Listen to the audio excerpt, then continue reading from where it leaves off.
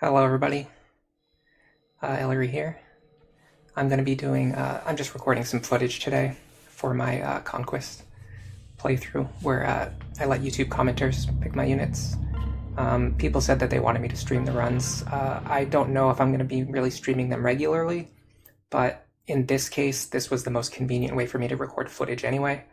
So I figured if I was going to do a stream, I might as well just make it public instead of making it private. So we're going to just go ahead and do that basically.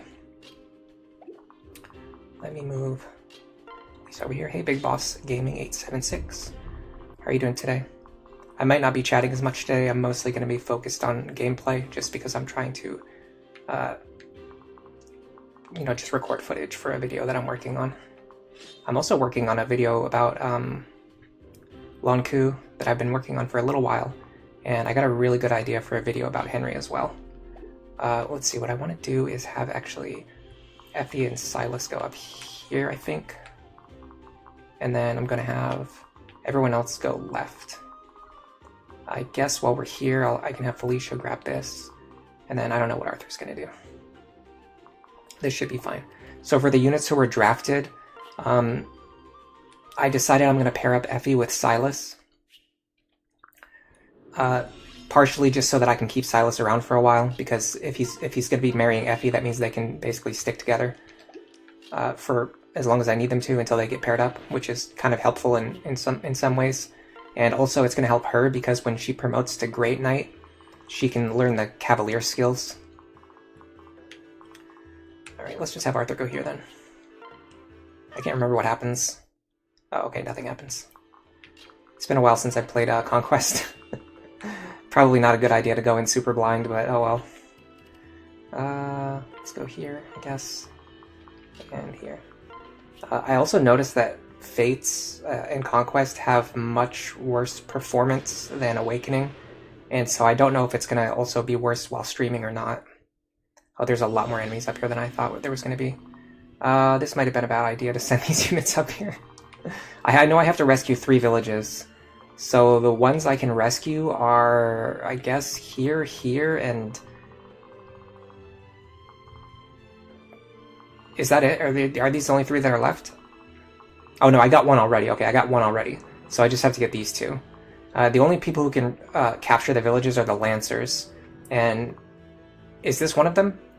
Hey, Empressi. Empressi says, bro, what is this stream schedule, my man? Yeah, it's just me streaming in the middle of the night because I felt like it, basically. I've done this before. Sometimes I just get the urge to stream, so I just do it. Alright. How in the world do we do this? How do we get over there fast enough to actually like do anything important? First of all, I want to highlight these characters really quick because I'm going to want to talk about them in my video.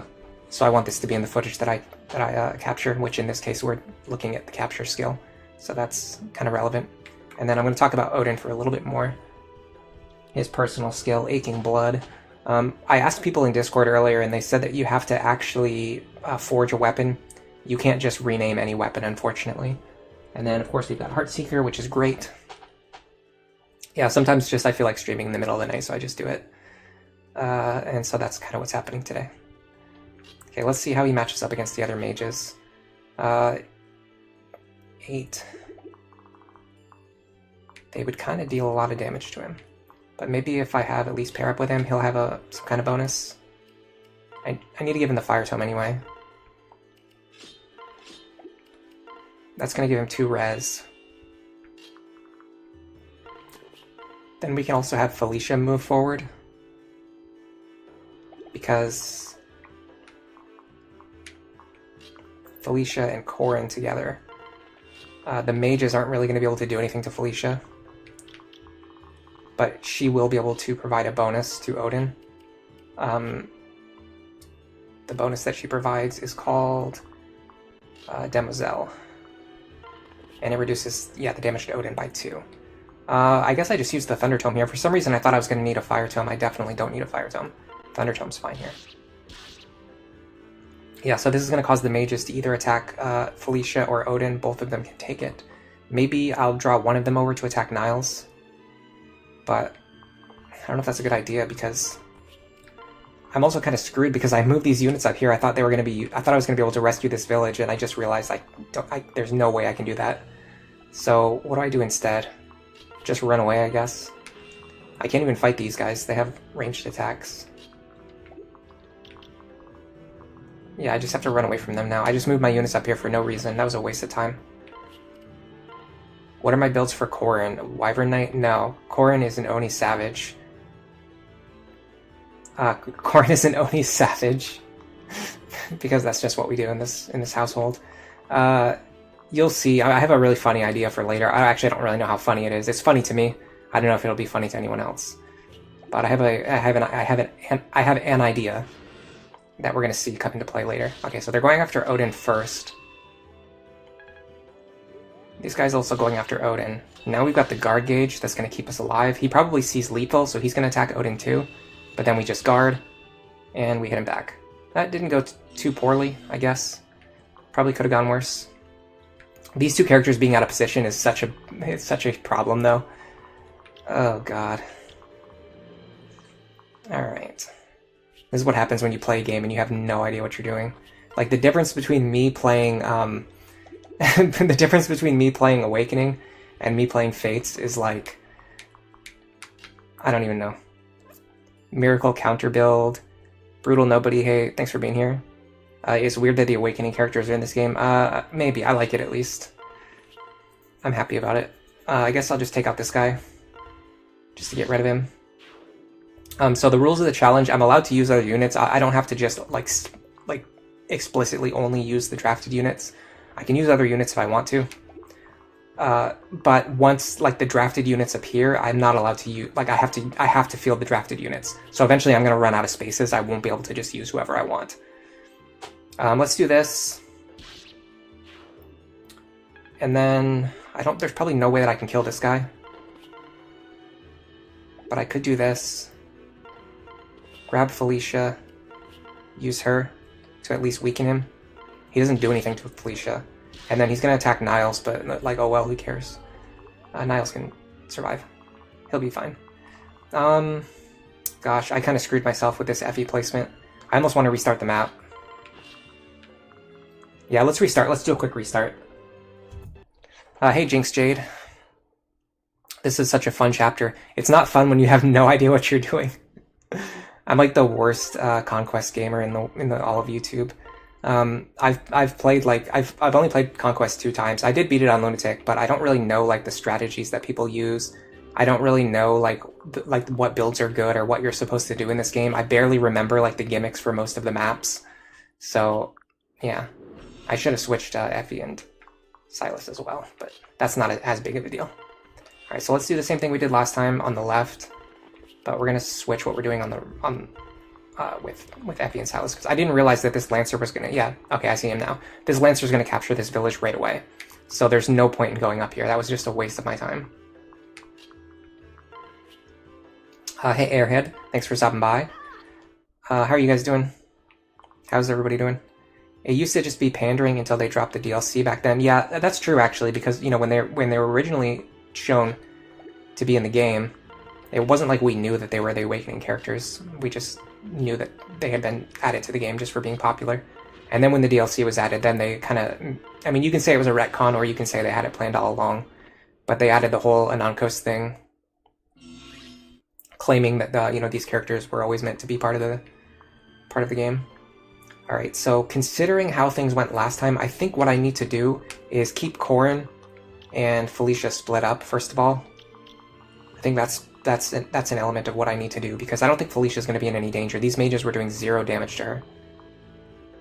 I mean, I can check. Their attack is 15. Her res is 12. So yeah, I mean, they can do like chip damage to her at best.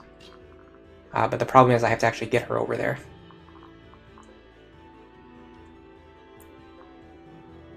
I think I need the Elise pair up, because that's giving me magic and resistance, which I need both of those things. Okay, I'll use Niles instead of Corrin. So we go like this. Here. Now I should still be in range of Demoiselle. Yes. Let me grab the Fire Tome too, just in case I need it later. Seems like I don't really need it. I don't know why I thought I needed it. I think I was thinking of Niles. It's good to get him a bronze bow so he can't miss his attacks. Alright. Next thing we're going to do is... See, the problem is these mages attack at range. So there's not really a good or easy way to bait them out. Like, everything around me attacks at range, and I only have a few units who can fight at 2 range. Maybe what I should be doing is using Felicia on the right side to, like, deal with all those mages over there. You're doing good. Jinx Jade says, ahoy. Brittle Nobody says, what is weird is everything to do with the child units. Oh, you mean like sticking them in a interdimensional microwave for 16 years? Yeah, that's a little bit weird. I don't have any 2 range. Like, I have... No, okay, I do have Arthur. So maybe I go like this. I'm gonna go Iron Lance, Hand Axe, and then I can drop Arthur here. This should bait one of the guys in. There's no way they're all gonna go for Odin if one of them can attack Arthur, right? And then I guess I'll just leave these 2 here, so that the mages don't attack them. Because if the mages attack them, it'll slow down my actions. Okay, no, they're still gonna go for Odin anyway. I think this has something. I think this has to do with their priority order. Like, they're probably programmed to act in a certain order, and then because of that, the 3rd guy sees lethal on Odin. That's why he's not going for Arthur. So actually, if I was going to do that, I could have moved my other units forward if I knew that. It seems like these 3 always act in the same order. That's kind of important to know. Some are just awakening characters reborn. Airhead says they don't even try to think about the child units. Big Boss says it made more sense in Awakening. At least in Awakening, like, everybody had the same kind of backstory. They all came from the future. This sucks. 61% hit rate. Okay, here we go. Here's the plan. Silas, you get over here. Kill this guy. This is already giving us way more momentum than we had last time.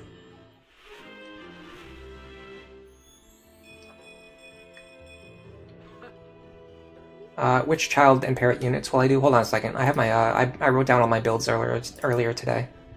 I don't want to reveal too much before I make the actual videos, but we can talk about it since we're streaming it anyway.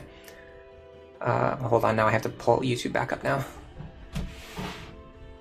Okay, YouTube goes over here. My builds can go over here. I can see everything. Big Boss says, why is Caldori literally just Cordelia? Yeah, that's the thing too. I was gonna say, it's like the birthright units have no explanation. They didn't get sent here by Anankos. They just happen to look like characters from Awakening. Okay, Corrin. I don't want to talk too much about Corrin's build yet. That's kind of a secret. So I am doing Effie and Silas, so I can get access to the Sophie paralog, even though I'm not going to use Sophie. So for the child units who did get drafted, Ophelia is going to be the child of Odin and Camilla. The reason I'm doing this... Let's see, why was I doing this? Camilla doesn't need anything. I literally wrote in her notes, it says nothing really. Like, there's nothing that she needs. Odin wants access to Malignite, because I'm going to need more flyers. So I'm going to make Odin into a Malignite by marrying him to Camilla. And then they're going to produce Ophelia.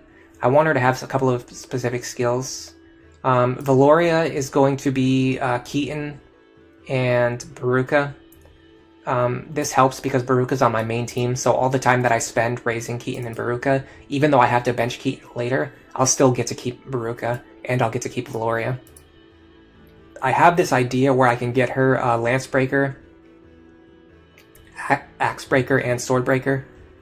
We're going to see if that works. It could be funny. I don't know if it's effective, but it could be funny. Ignatius is going to be using Benny with Charlotte. And Charlotte is also going to be getting Wyvern access from Baruka. Baruka is just spreading like so much Wyvern access around. She's giving it to... No, never mind. I'm thinking of Camilla. Camilla's giving it to Odin. Baruka's giving it to Charlotte. I want Charlotte to pass down Lunge so that Ignatius can lunge. I think that would be funny, especially if he's like a slow armor knight. And then Dwyer, we're going to be doing Jacob and Nyx, because Nyx is going to have to be on the team for most of the game anyway. And I can have her pass down... I have a couple of different skills I'll be able to have her pass down as well. So those are kind of the general ideas. You like the idea of customizing child units, but implementing in the way that makes sense has a lot of limitations. I'm the kind of person who likes gameplay a lot more than I like story. So in my case, I actually don't really care that much about like the child unit stuff in these games. Like as long as it's fun, like that's good enough for me. Like as long as it's fun, that's like the main thing that I care about. Okay. And in my case, like I find like building the child units and stuff to be really fun. So like in my case, like that's good enough for my enjoyment. I wonder if Effie can hit this guy hard enough to kill him. She has 22 attack, plus her personal skill is going to be active, so she's going to have 25 damage, minus 5 defense. I think she can one-shot this guy. Let me try this. So I'm going to go like this. I'm going to grab Effie. I'm going to move her over. Yes, she one-shots this guy. And she can keep the Iron Lance equipped. Cool. And then Corrin is going to one-shot the last guy. Mr. Corrin. You want another 2-generation story like FE4? Yeah, that would be really cool. I'm playing through FE4 right now. Oh, we can fight this guy with the Steel Axe too. Yeah, so we'll kill this guy with the Yato, and then we'll get the guy with the Steel Axe when he comes over. Unfortunately, Corrin gets frozen as a result. Maybe we double this guy? Yes, we do. That's good. Now, I gotta check where these Lancers are, because they're... Yeah, this one is a huge problem. I don't know how to get all 3 of these villages, I'm gonna be honest. How in the world do you get all 3 villages? This feels impossible. I have to start sending Silas forward, like, right now. I think that's what I have to do. Are there any other enemies around here? No. So what if I move Silas here? This will cause Flora to attack him, which will also stop her from using the free staff again. Then he can go 1, 2, 3, 4, 5, 6, 7. Does he have 7 move? He has 7 move. The problem is this guy's actually gonna... No, he won't get to the village this turn. He only has 3 movement. Okay, that's why. They only have 3 movement. So if I don't need Silas this turn, I can move him all the way up here. This will keep Flora busy for 1 turn, and it will also allow me to save this village. I think we're okay. Oh, I also want to highlight Flora while I'm here because she got drafted, so I'm going to talk about her in the video as well. This is her personal skill, Icy Blood. You know, this is actually pretty interesting because it's like counter, but it works at range, and it's not like counter curse or counter magic. It's not limited to just magic. It's any foe that's not adjacent to her. So if anyone attacks her with a bow, a shuriken, or a tome, she will counter them, which is kind of cool. In order for this to work, I have to get rid of this guy.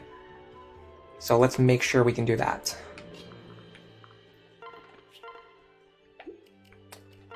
I'm so glad that Arthur didn't get drafted. I'm fine with leaving him on 1 HP.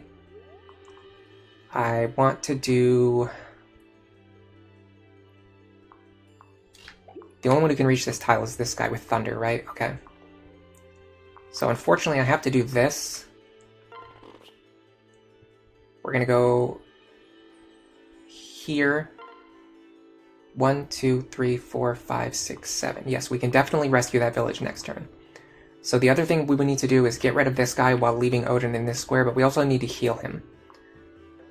I don't think there's going to be any problems with that. I could also have Felicia do it, but I'd rather use Odin, because Odin's one of our units that we're supposed to be training. We're not supposed to really be training Felicia anymore. So I'm going to do this. I'm going to use the Thunder Tome. And then, even though I'm frozen, I can swap Felicia into the lead. And heal Odin back up, so he doesn't get killed on enemy phase. Everything so far should be fine. I think we're going to get all 3 villages, too. Yeah, that's fine. I don't care about that. That stops her from using the freeze staff, which is really important to do. Okay. So I think at this point, we've pretty much figured out the map. Or we've gotten all of the main objectives. The only issue will be if Silas is actually in danger right here. He is not. So we can visit this village.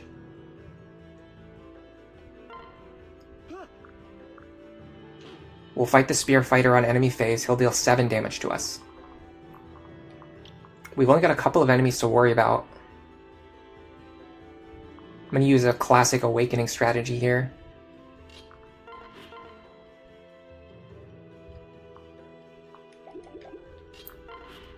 Go like this. Iron Lance here.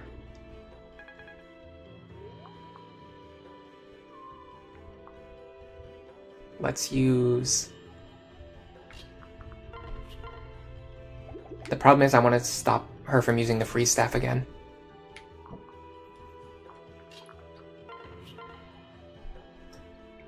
I don't want to give the experience to Niles, so let me do it this way. I'm going to transfer these two over, switch Odin into the lead, go Thunder. Oh, I feel the performance just chopping away. It's so choppy. Okay, Well, in order to stop her from using freeze, I think I want to move Core in here. If I use the Dragonstone, I don't think Corrin's going to be in any danger. Yeah, there's no way that guy's going to deal 19 damage to me. Okay, so let's do this. This plays around. Oh, she used freeze. Interesting. Oh, because she deals 0... Of course, because she deals 0 damage, she uses freeze. In Conquest, enemies won't attack you if they deal 0 damage. So I was thinking if I put a unit within her staff range, she wouldn't use freeze, which is true.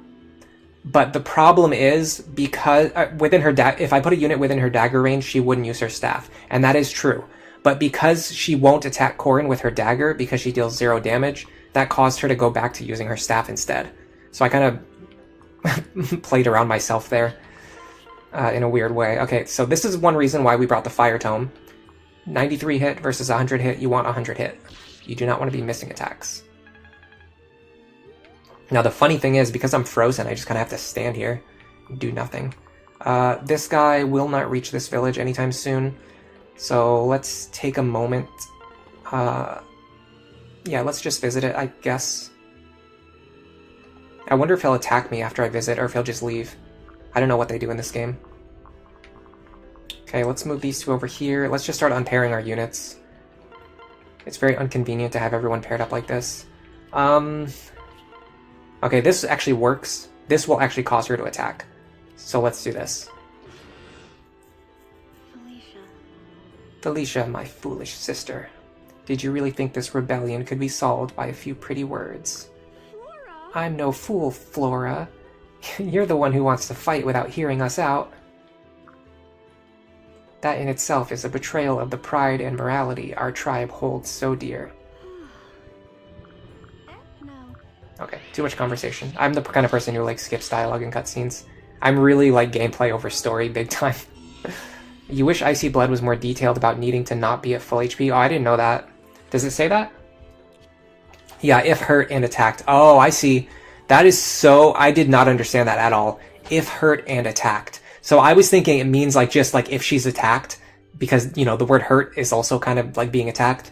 But what you're saying is that she actually needs to be below full HP in order for Icy Blood to trigger, because she needs to already be hurt before she's attacked. That's really interesting. Inferesi asks, what series do I play other than Fire Emblem? Super Robot Wars, Pokemon. I've been playing all of the From Software games ever since Demon Souls came out. What other games do I really love, though? Like, what games do I really love? I like Elder Scrolls games. I was thinking of playing... I haven't played Daggerfall before, but I saw a really funny video about someone playing it for the first time. It looks so outdated and, like, kind of, like, awful, but in an appealing way. I sort of want to try Daggerfall, especially because I could definitely make, like a video about it as well. Yeah. Honestly, I play a lot of like really obscure games. Some of them don't always get sequels, so it's like some of the games that I play, it's just like it's like the only game in existence of its kind. There's definitely more that are just like not coming to the top of my head because I didn't really expect to be asked this question. I can definitely... So the problem with attacking here is that I'll get killed by Icy Blood, although I won't deal any damage to her. Yes, I will. Maybe Effie can kill her. I'm not sure though, because I need you to get out of the way first. So let's go. If you kill her, it probably doesn't trigger Icy Blood, but that's not really my goal here. I want to level up. I want to level up Odin a lot because his level is much lower than it needs to be. His guard gauge is full right now, so that is one good thing. So let me go over here. Let me heal Odin. I'll also give him Silas, So his defense goes up. Heal him. Now I want to make sure he can actually survive this attack because the last one dropped him to 1 HP. He will not survive this attack, so that is good information. So I need you to heal him as well. Now let's check if Effie can take her out. The answer seems to be yes. And with the Arthur pair-up, it should be pretty much guaranteed. I think if you pair up with anybody, you get like a small hit bonus. Maybe that's just attack stance, though. What I'll do is I'll move Arthur here, so I don't have to pair up. Then here. Yeah, this... Okay, so attack stance gives a small hit bonus. I remember that correctly. So we got rid of Flora. Got a little bit of experience. It's always good. I wonder if it's ever worth it to drop Silas here. That'll probably put Odin in a worse position. Let's use the Thunder Tome. Yeah, they're going to try to dual strike us, but they actually can't. You fools. Odin starting at level 5 is pretty hard to work with, yeah. Aren't silver weapons really weird in this game? The way silver weapons work in this game is they debuff you after you use them. So yeah, they're really weird. They're not as bad as people say, though.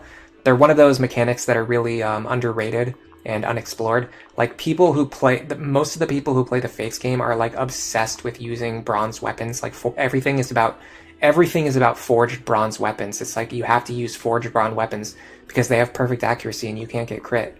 But there's, like, a lot of other ways to not get crit. And stuff like the silver weapons, like, yes, they debuff you, but you only need to use them once. Like, if you use it and you kill an enemy and they're dead, like, it doesn't really matter if you're debuffed, because then you can just, like, have another unit do something, like, next. You don't have to keep using the unit who's debuffed forever. But that's just my opinion. We'll see if that's true or not. I mean, you know, just because I say something doesn't make it true. I'm not the expert on every single game in existence, especially not Fates. But I do think people are a little bit overly focused on the whole, you know, forged bronze weapons thing. If I back up 4 spaces, 1, 2, 3, 4, I can stand here. The guard gauge will protect me. The problem is I want Elise to heal me. So I would have to do it in this square. Yes, because then Elise will be safe here. I can also move you over here.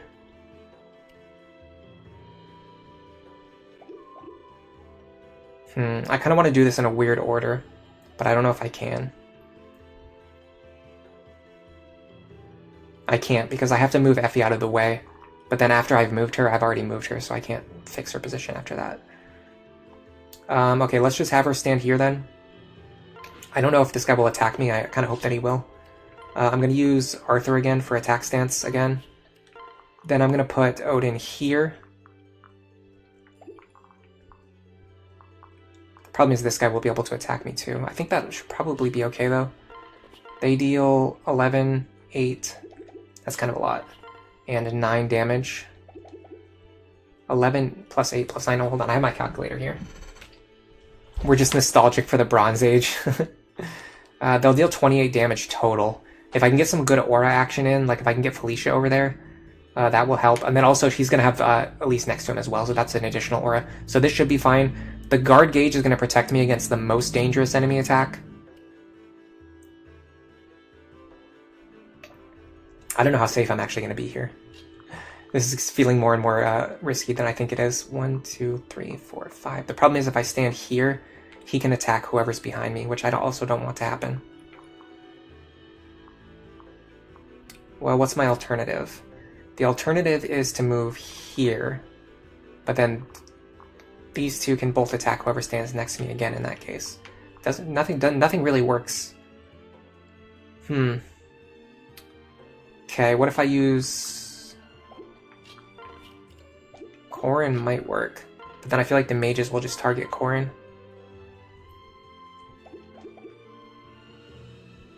Alright, let's see if my original plan works or not. I feel like this has potential. I don't know though. I don't know for sure. So we go like this. Go here.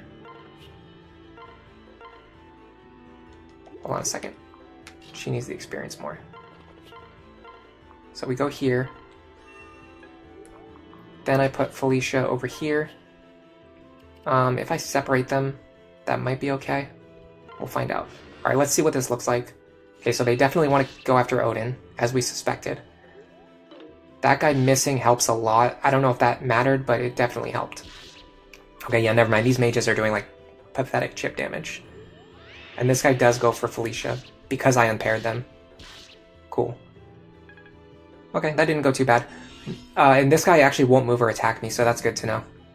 Excelem is one of the most skilled at Fates. Do you mean Excelblem, or is that another person? Excelem? I know Excelblem. Actually, I was looking at my page, and it looks like some of his viewers actually watch my videos, which is kind of cool. Swap Silas with Niles for the support. Ah, that would have been a good idea, yeah. Because the defense didn't really matter. What really mattered was dodging the attack. Oh, well, the attack only would have done 6 damage to me. So 6 plus 8. Yeah, they wouldn't have killed me. They wouldn't have killed Odin anyway. I think we were actually way safer than I thought we were. Alright, so I really want to get her and Silas back together. So in order to do that, I need to get Elise out of the way. Hold on a second. Let me make sure I have enough actions to actually clear all these enemies. I want to clear 4 enemies, and I need Odin, Effie, Corin, and then one other person to do it. The other person can be Silas. So I can do this.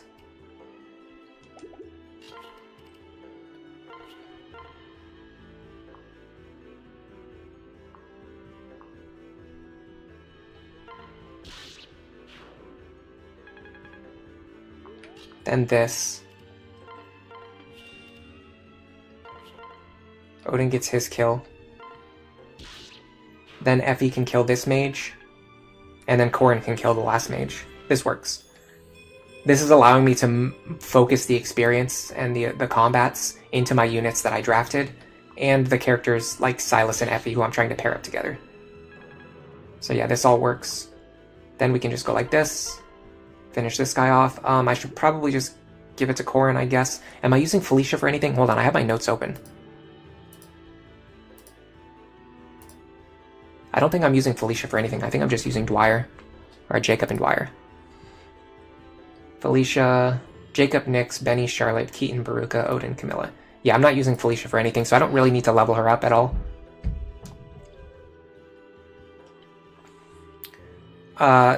And Fressy says Zoran taught a generation that bronze weapons are best. I mean, Zoran really knows what he's talking about. I've learned a lot from his videos as well. But like absolute perfect consistency isn't always everything. And I know that Zoran also believes the same thing. Like he's not that like rigid in his thinking. If you watch his video about the Kitsune Lair map, he created a strategy where you have a soul ninja using a hunter knife, and basically every turn you have like chances to dodge attacks, you have dual guard gauge always building up, you have chances to trigger soul, and he explains how like the only way that strategy fails is like a 1 in a million chance that you just repeatedly fail to trigger soul over and over again. So even players like Zoran, like they don't always go for 100% consistency. It's more about just like doing what works, but some people are more or less comfortable depending on how much accuracy you think you need. The ability of bronze weapons to like prevent your characters from getting crit is really useful, but it's just like you don't have to always be using like only bronze weapons all the time. I guess that's the point that I'm trying to make. Okay, I'm gonna grab Elise and have her heal Odin. And then I'm gonna grab nobody. I'm just gonna heal this guy. You enjoy Elise and Odin pairing for the sole purpose of the Oedipus complex? Oedipus complex. Oh, because she's similar, I guess, to Lisa. At this point in time, we can kind of just like take our time and clear the map at our own pace. I made a stupid move, though. I should have used Elise to heal there.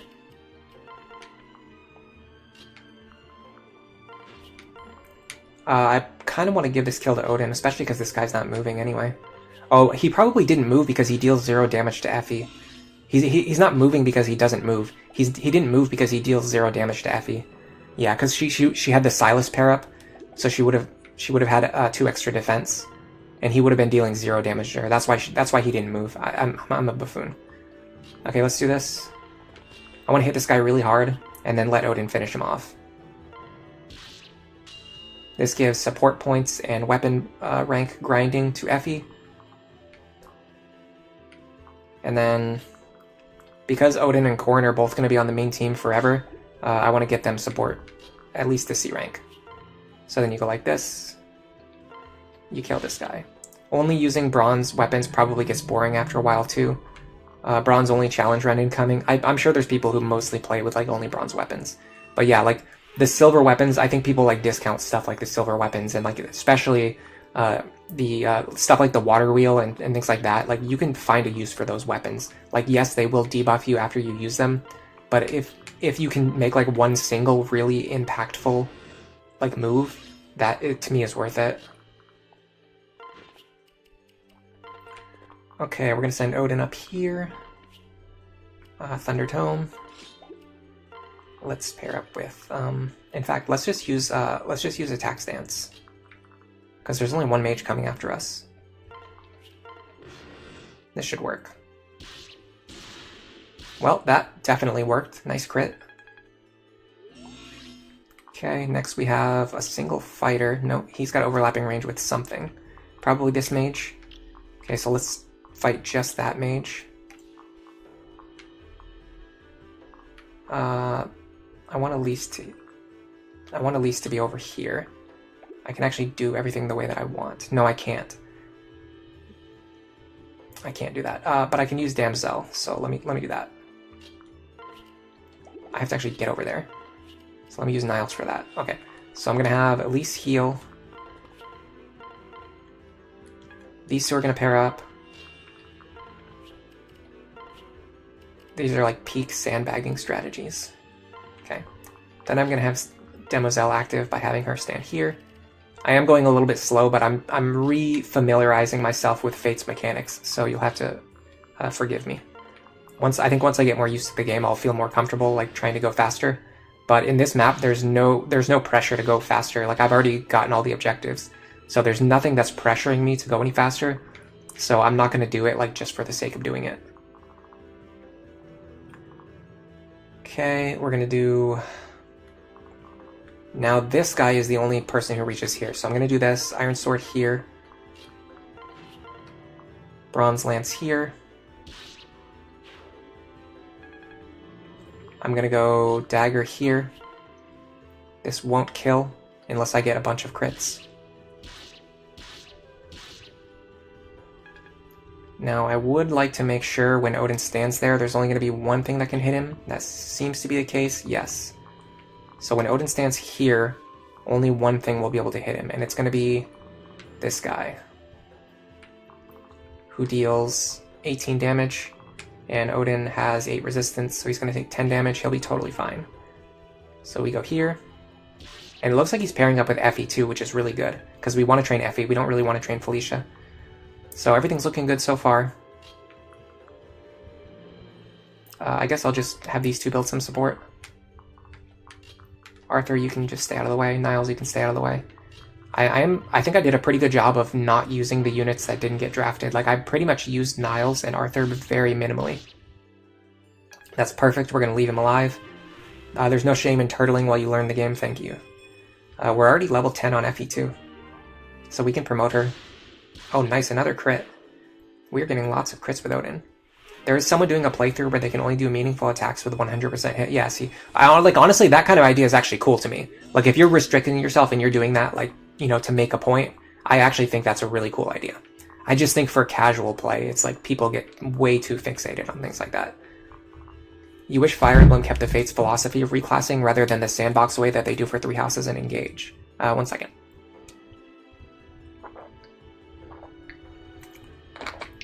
So my favorite, it's actually really tough for me to say which one is my favorite, because I think that Awakening and Fates are both really good in slightly different ways. So it's very much a toss-up for me. Like I think they're both good at different things. I love the way that Fates opened up the characters' class sets and allows you to make the Generation 1 units have more like diverse and like interesting builds. but this also takes away some of the uniqueness of the child units. Like, in Awakening, the child units are so special because they can get access to these, really diverse, really open class sets. And in Fates, because all of the Generation 1 units can do that, it makes the Generation 2 units, like, not stand out as much. And we see that, like, the Generation 2 units are just not really that popular in Fates. Like, people don't really care about them. A lot of people think they're not even that good. And part of the reason is because the Generation 1 units can do everything that the Generation 2 units could otherwise do. So they don't really have the same niche. And the other thing is that keeping the more restricted class sets of both Generation 1 and Generation 2, because even though the Generation 2 sets are more open, you still pass down a restricted class set. You can never open it up. Like, Lucina can't gain access to, Dark Knight by pairing up with Laurent. Like, it doesn't work that way. Like, she only has the classes that she inherits from her mother and from Crom. So that gives each unit a very unique identity and forces you to come up with more interesting solutions for how to make the best use out of certain units. Nicholas says, you rate the games Awakening, Fates, Echoes, and Shadow Dragon out of the 4 you've played in that order. Let's see. Yeah, definitely Awakening is my favorite. Fates is definitely near the top for me. I haven't really played Echoes very much yet. I only played the first maybe 2 hours of the game. I want to play that one time soon. I actually really love Shadow Dragon. I think it's a little bit underrated. It's very simple fun. Okay. So we know this guy won't attack Effie, which is kind of funny. But it also means we kind of need to maybe sandbag a little bit. So we're going to do the same thing that we did last time, where we're going to have Effie attack this guy and then Odin finish him off. We're going to do 19 damage to him. Oh. Nice clean miss. Okay. In that case, what should we do? I mean, how much damage is he going to do to me? 9 damage. I guess I just attack him. Baiting dual strikes from Effie. This guy kind of works to my advantage, because it's just giving Effie more weapon rank experience, right? She just got 2 combats worth of weapon rank experience instead of only 1. So yeah, that actually helps me more than it hurts me. Let's put you... No, I don't want to put you there, because I want to make sure Effie will attack. And I don't know if Effie or Elise is higher up on the priority order for Odin. If the characters don't have support ranks built up, they have like a weird internal priority order, which decides who attacks. So I'm trying to minimize my use of the characters who didn't get drafted. Alright, so next we're going to go here. We definitely do not want to take a steel axe with Odin. So I'm going to do what I did last time again. I'm going to use Silas and Effie together. I can heal here. This should work. Very nice. We leave him alive for Odin to finish off. We're getting plenty of kills for Odin. He's going to catch up very quickly. Can he move into that square? He can. Okay. So we're going to do... Yeah, we're going to do the same thing again on this square right here. So we're going to go here. Hold on a second. I need Effie with me. Yeah, we're going to go here. I'm going to stay paired up this time because I don't want to get... I don't want the mages to dual strike me. They might not be close enough, but they're probably not close enough, but... Better safe than sorry. Hey, Agnats, you never noticed, but you're so right. Generation 1 dominates in terms of fan works as well. You never clicked with Echo's gameplay, but the art goes super hard. Yeah, the art in Echoes is really cool. Definitely, I think most people would agree with that. Brutal Nobody, it's also because they tie into the story far less as well as the good batch of them. The Reskin Awakening characters with the Child Unit run. The good thing is people nominated all of the Fates, the Awakening characters, which is kind of cool. So we're going to get to use all of them. That's why did I put Laszlo in the thumbnail? I can't remember if I did or not. I was looking at putting Laszlo into the thumbnail. I can't remember if I ever got around to it. Or if I just made like a different thumbnail. I think it's Laszlo and... I think I went with Laszlo and Severa. I made a thumbnail really quickly. I made it in like 10 minutes. But yeah, Laszlo was one of the last characters who got upvoted, so we are going to be using him. And that means that we did get the Awakening Trio. We're going to be using Odin, we're going to be using Selena, is her name in this game, and then we're also going to be using Laszlo, which is kind of cool. Gonna go here. Yeah, we got a ton of experience on Odin. I think we're going to get him to level 10 before the end of this chapter. He's getting horrible growths, though. But what can you do about it? I'm going to sandbag for 1 turn. Then I'm going to do this.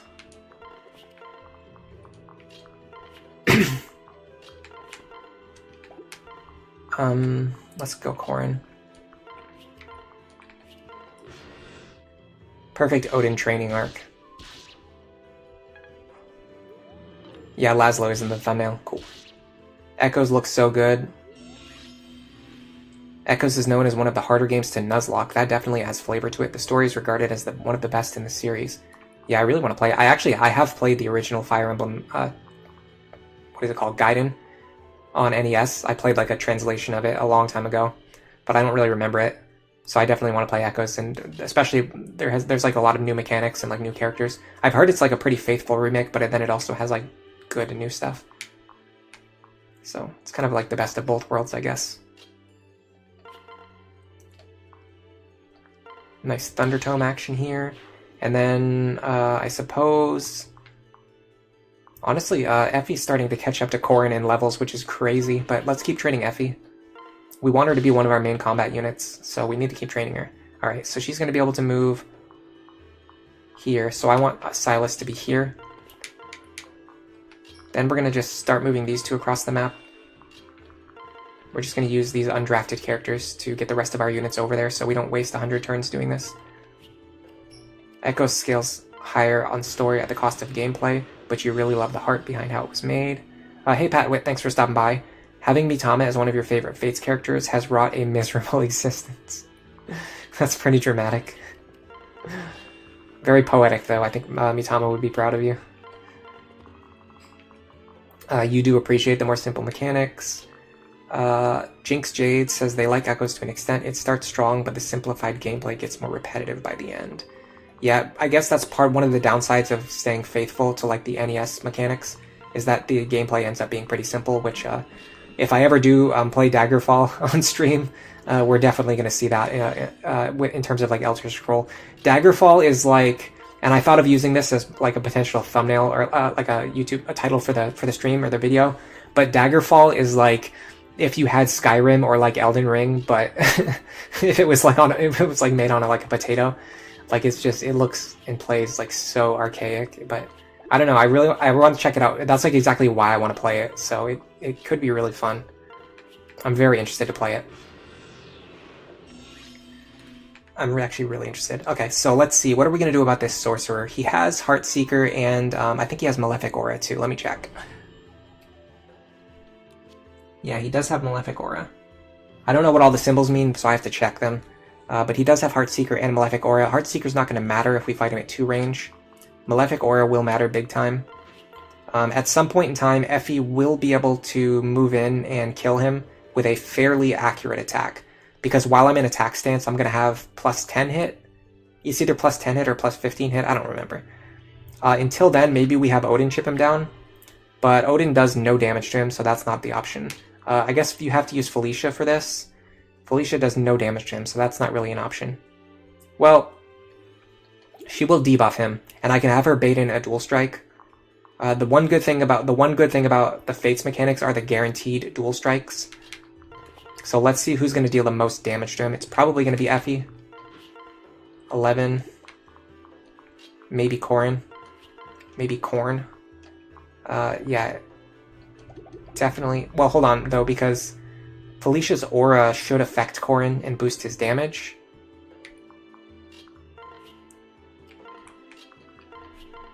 To 13 with the Yato. But actually, hold on a second. We're going to be changing Corrin into an Oni Savage anyway, so they don't really need sword rank, because they're going to be building axe rank later. Effie actually needs lance rank, so let's go with Effie here. And then Putting Odin next to him would give him Heartseeker, but then he would attack Odin instead of Felicia, so that's not really the option. And then I want to bait in Effie's Dual Strike, so let's see what happens here. I don't know about using Elise, because that might cause Elise to get pulled over by Felicia, and then I won't Dual Strike. Oh, that's her father? I never knew that. Yes. So we debuffed him and we dealt some good damage with our Dual Strike. Now we can hit him for 17, which is not really enough.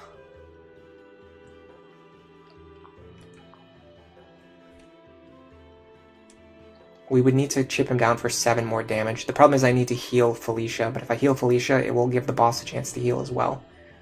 So that doesn't really work. What about Arthur? What does he do to Arthur? Okay, if he hits Arthur, he's going to heal himself back up to full, so that's not an option.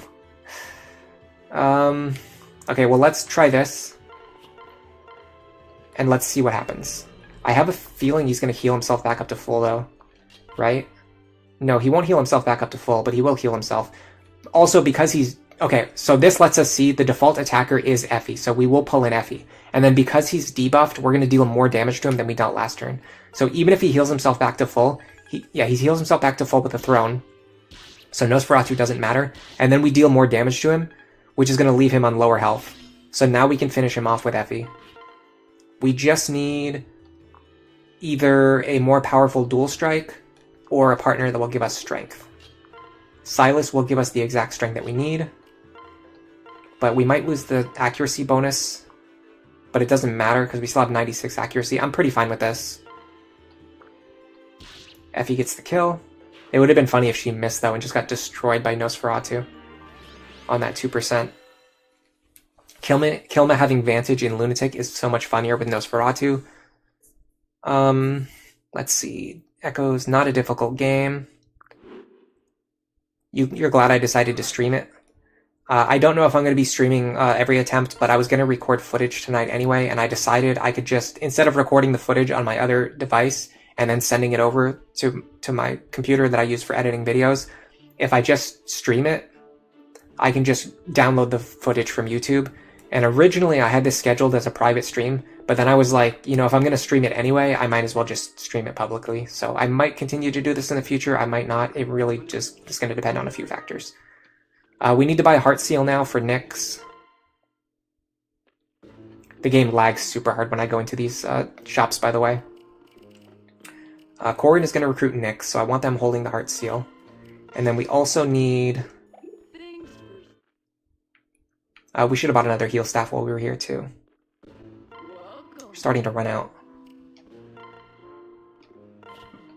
Yeah, the game lags like crazy when I go into the shop. It's really bad. I was actually worried if I was going to be able to stream this or not. It runs so much worse than Awakening. Not because the game itself is optimized worse, but just because my computer can't handle it. I'm going to buy a bronze... I'm going to buy... Hold on, how many bronze axes do I have?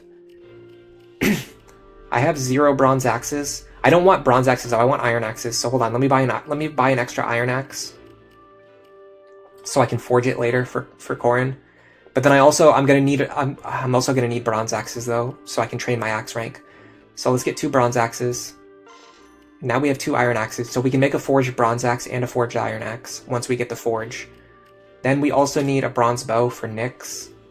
I don't know what material you use to forge bows, so I'm not gonna buy 2, because we might not even have the right gems, which actually brings me to my other point. I'm not using any hacks or any mods to give myself like infinite resources for cooking or for forging, so we're going to have pretty limited access to forges and to recipes and things like that. Hold on a second. They wanted to build something else. What is it? Oh, the Norian Glade. Sure, why not? I always just put the, like, whenever I'm building my base, I just put everything, like, wherever. Elise and Odin, we're not really going to be using this support, but sure, we'll unlock it. Who's Corin going to pair with? Valoria. The reason I drafted Valoria was so I could do the Corin-Valoria pairing. Am I going to do Outlaw Nyx? Yeah, there's a big reason why I'm doing that. Let me pull my notes back up. So, I ran into a problem with this team. We don't have a lot of staff users. We don't have a lot of bow users. We don't have a lot of lock touch users. making Nyx into an outlaw gives us a bow user and a lock touch user right away. And then when she promotes to outlaw, it's also going to give us a staff user. So it really allows her to pull like triple duty. Okay, the axes are going to require sapphires, which I don't have. The bows are going to require emeralds, which I also don't have. So that's great. So we're going to need to find a way to get gems that we don't have, which I guess you have to do that through the arena and using the ore swap. We can ore swap actually one time because we have 6 of our current gem already. So with that in mind, let's forge the bow that we're going to... Yeah, let's buy another bronze bow. And we'll forge it for Nyx. That way her damage doesn't like completely suck. So we're gonna do this. My mom has good taste picking Nyx. It was really funny. She picked her like right away too. She didn't even hesitate. She took like she looked at the cast for like 10 seconds, and then she was just like, yeah, I like Nyx. And I was like, okay. Do you want to tell me why? And she said, I just like the way she looks, and I like her name. I think it's cool. I like the name Nyx, and I was like, okay. I guess that's the story. Okay, so for the bronze bow, we're going to need an emerald. So we go here. This is what you do if you don't hack or mod yourself infinite resources. You go here to ore swap. You pick the one that you have, which in our case is onyx. Then you go here, and you get yourself an emerald. Now we have 1 emerald. Oops, I just left. Go back in. Then you go to forge. Go here. You're going to forge this bronze bow. And we're going to have a bronze bow with 8 might instead of 6 might. And are we going to name it? Yes, we are.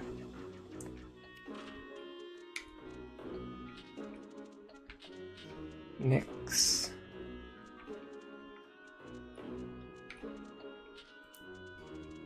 Oh, very original name, I know. I'm thinking of maybe letting people name the weapons that we make for Odin, but we don't really have a weapon to make for Odin yet. I suppose we'll make him a Forged Thundertome once we get another chance to do another ore swap, but I don't know if we'll get that chance today. Okay, let me make sure everyone has everything that I want them to have. The answer is no. I want to get that bronze bow out of the convoy. Nyx's bow, we're going to take that. Okay, Felicia is fine. Elise is fine. Silas, did we ever pick up anything else? Like any better weapons or anything? Or we just have to buy them, I guess. I'll give this bronze axe to Arthur for now.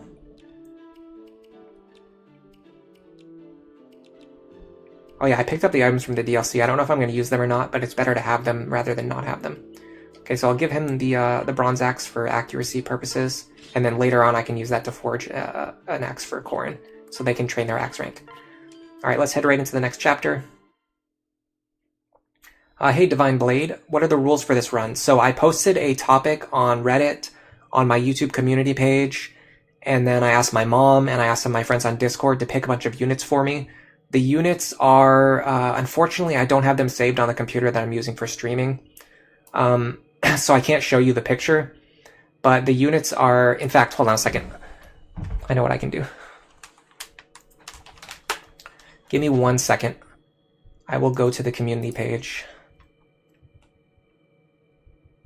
And I will link the post for you so you can see what the roster is. It's a little bit clunky, but we're going to have to do it that way because I didn't really think about what I was doing. I just decided to stream, I literally decided to stream this 5 minutes before I think it was 15 minutes before I started the stream.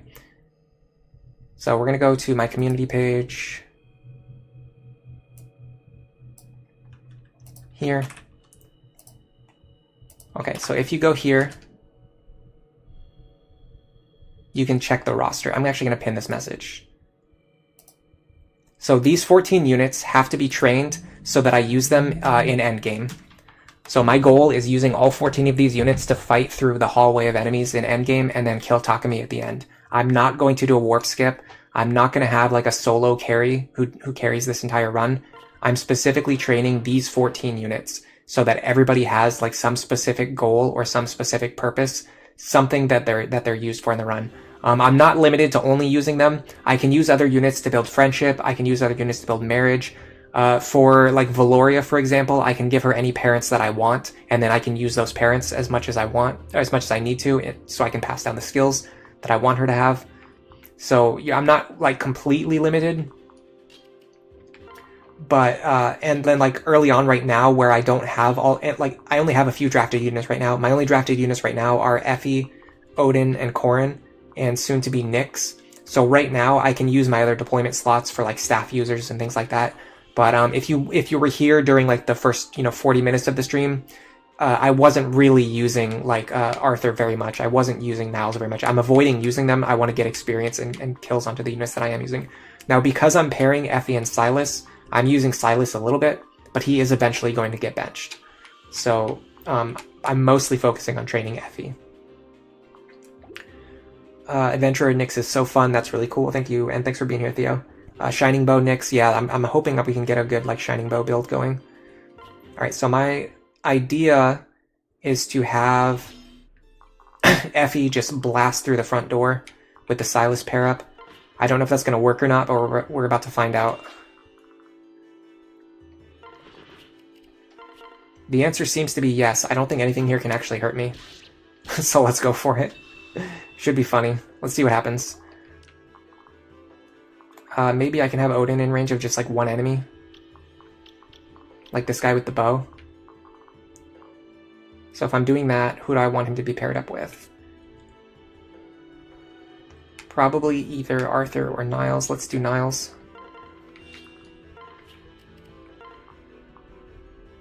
We're going to go here. I'm going to stand here so I can apply Damosel to him. Then I'm going to go like this. And I'm going to go recruit Nyx next turn. And then Arthur can just stand over here and do nothing. Alright, let's see what happens. Oh, hold on, I forgot about Azura. Okay, Azura, just stand here and do nothing. Yeah, so I'm not limited to only using these units, but I have to plan the entire run around them, so that when we get to the end of the game, we will be using these as our primary units. That's kind of the idea. These bows might be more dangerous than I was expecting, especially because it looks like these enemies have seal defense. But I don't think seal defense stacks with itself. I think I'm just on -4. Like, I don't go down to -8. Nice, we just survive with 2 HP. Nope, we don't survive. Okay, hold on a second. That gives us a good idea of what we need to do. The guys Effie's fighting have seal defense in lunatic mode. It looks like they have it now, too. Okay, let's go back. So what we need to do is get a defense tonic for Effie.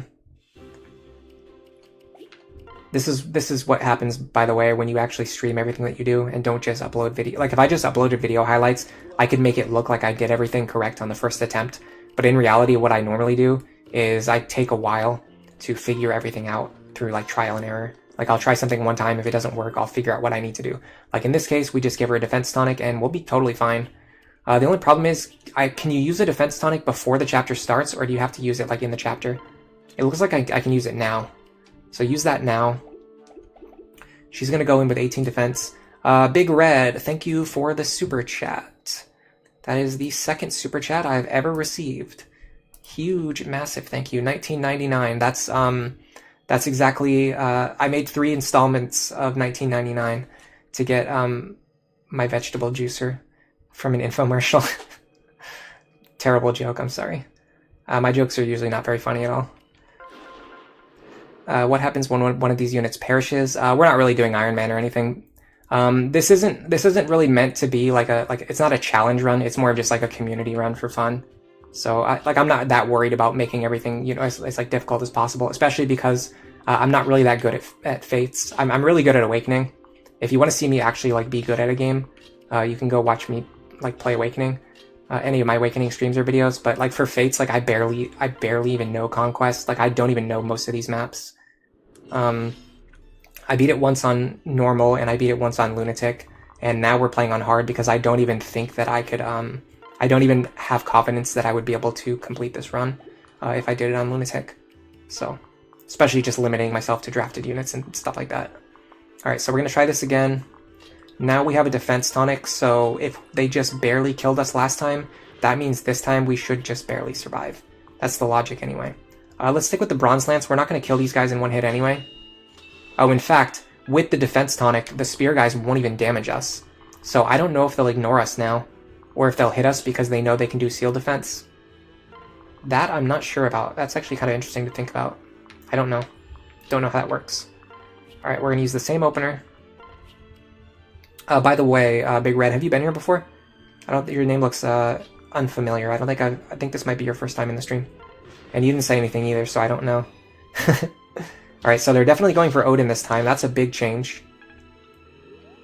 Yeah, they're completely ignoring Effie this time. Okay. Which is actually kind of funny, because if they hit her with Steel Defense, they could damage her, but they think that they can't. Even though they can. So that's weird. That's really strange. Alright, well, let's just kill this guy. I'm actually going to use that for the video. That's really interesting that it works that way. And then we're going to go like this. I'm just going to have Arthur go here so he doesn't get in the way of anything. And then we're going to go here. Hey, miss, what are you doing out here? You're definitely not a Hoshiden soldier. It's dangerous out here, young lady. Come on over to our side and we'll protect you. Your family must be worried sick. I am no young lady, and I neither require nor desire your paltry protection. Really? Are you sure? Are you as deaf as you are dumb, boy?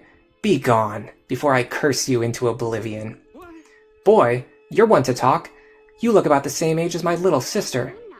Appearances can be deceiving, child. I'm afraid my situation is beyond your ability to comprehend. All I want is to live in solitude and to avoid the harsh gaze of the world around me. Is that really too much to ask? Live in solitude? Does that mean you're all alone? Don't you have a family? My family left a very long time ago. They were frightened of me and my abilities. They thought I was strange. Maybe I am. Who needs a family anyway? I'm not entirely sure why I told you all that. Your eyes are very trustworthy and calming. So yes, intrusive stranger, I am all alone and shall remain so for all my days. No, I can't accept that. Why don't you join my team? We'll be your family from now on. What are you saying? You know nothing about me or my dark past. That's true, but the past doesn't matter. Only the present and the future. Besides, you can't evade Hoshiden army all by yourself. You need us. Trust me, I know what it's like to feel lost and alone. That's no way to live. If my friends and family hadn't come to my aid, I wouldn't be alive right now.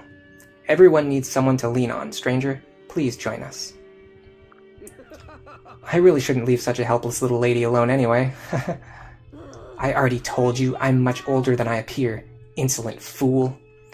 Or perhaps that was, what is it called, a humorous joke of some sort? Maybe you have a point. I suppose it would be advantageous to join you, for now. It has been a long time since I had any sort of companionship. It might be nice?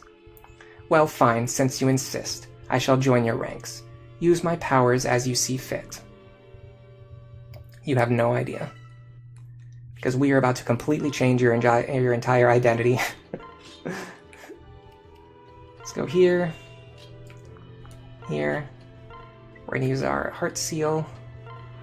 And we're going to become an outlaw. Now we have a bow user other than Niles, who we're not supposed to be using. Hey, Vivi Cooley. Thanks for being here today. Yeah, I thought they would go for the debuffs, but they actually didn't. They just completely ignored her.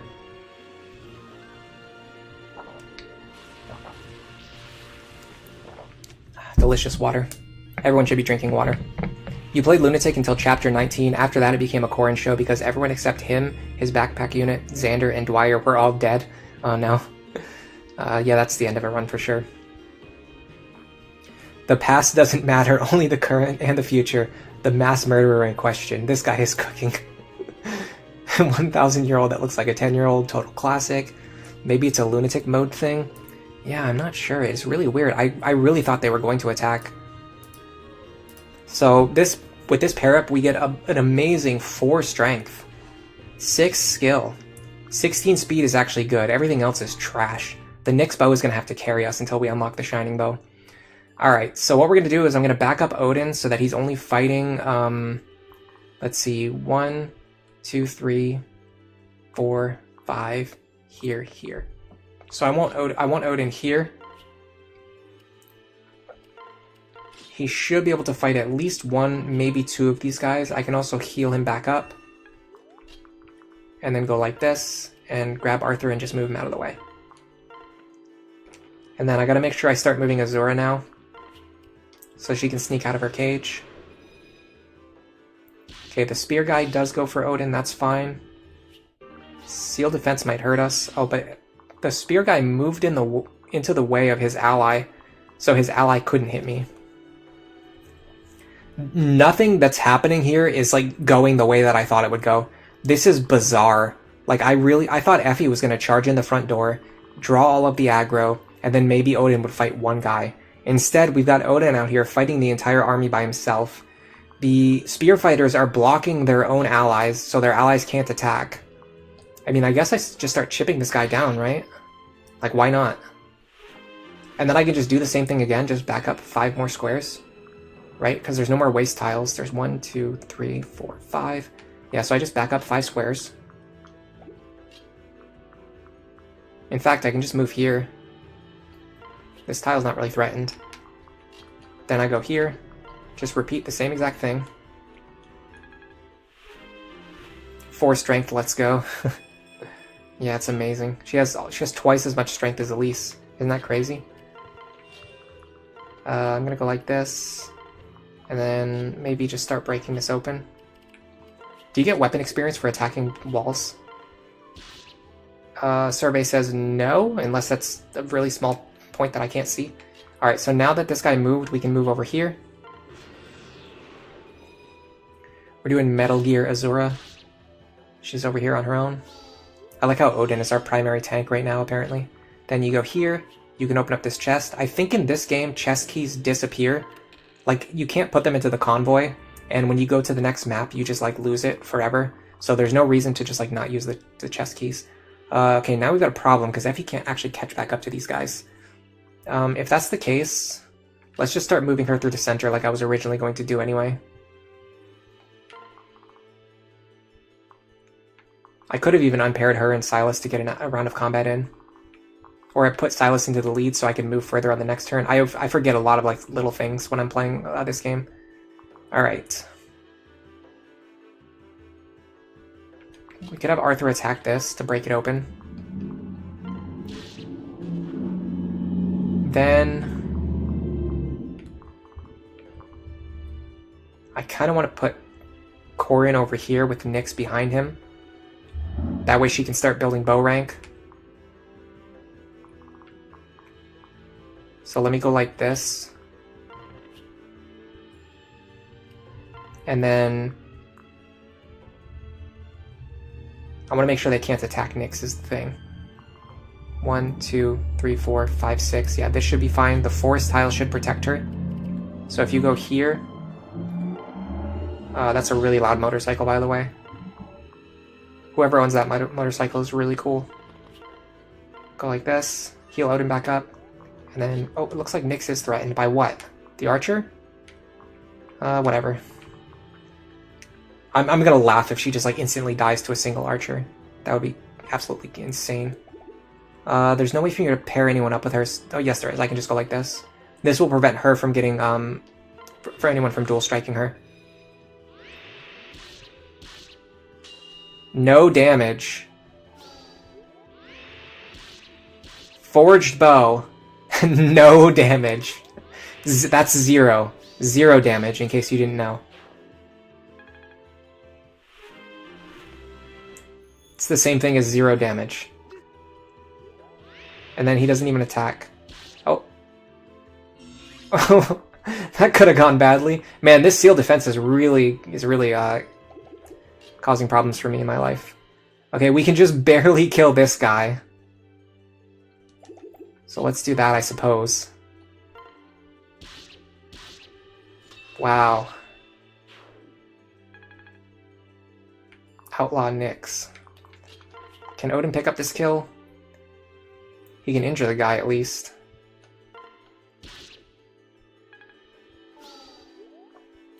Then we can have Corin finish them off. I'm just going to use the Dragonstone because it's 100% accurate. Now we need to start healing these crappy units back up. That was pathetic, guys. That was pathetic. She deals 0 damage.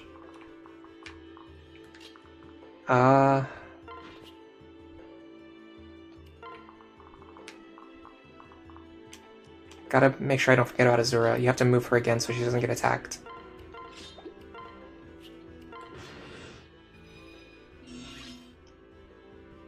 Now I think if I move in here, he won't be able to see me. Yes. That's the action. Yeah, that was an amazing attack from Nyx. I mean, I guess she'll probably start to level up strength now that she's in a physical class. Me coping right now so hard. Ooh, I one-shot this guy with the Bronze Lance. That's good.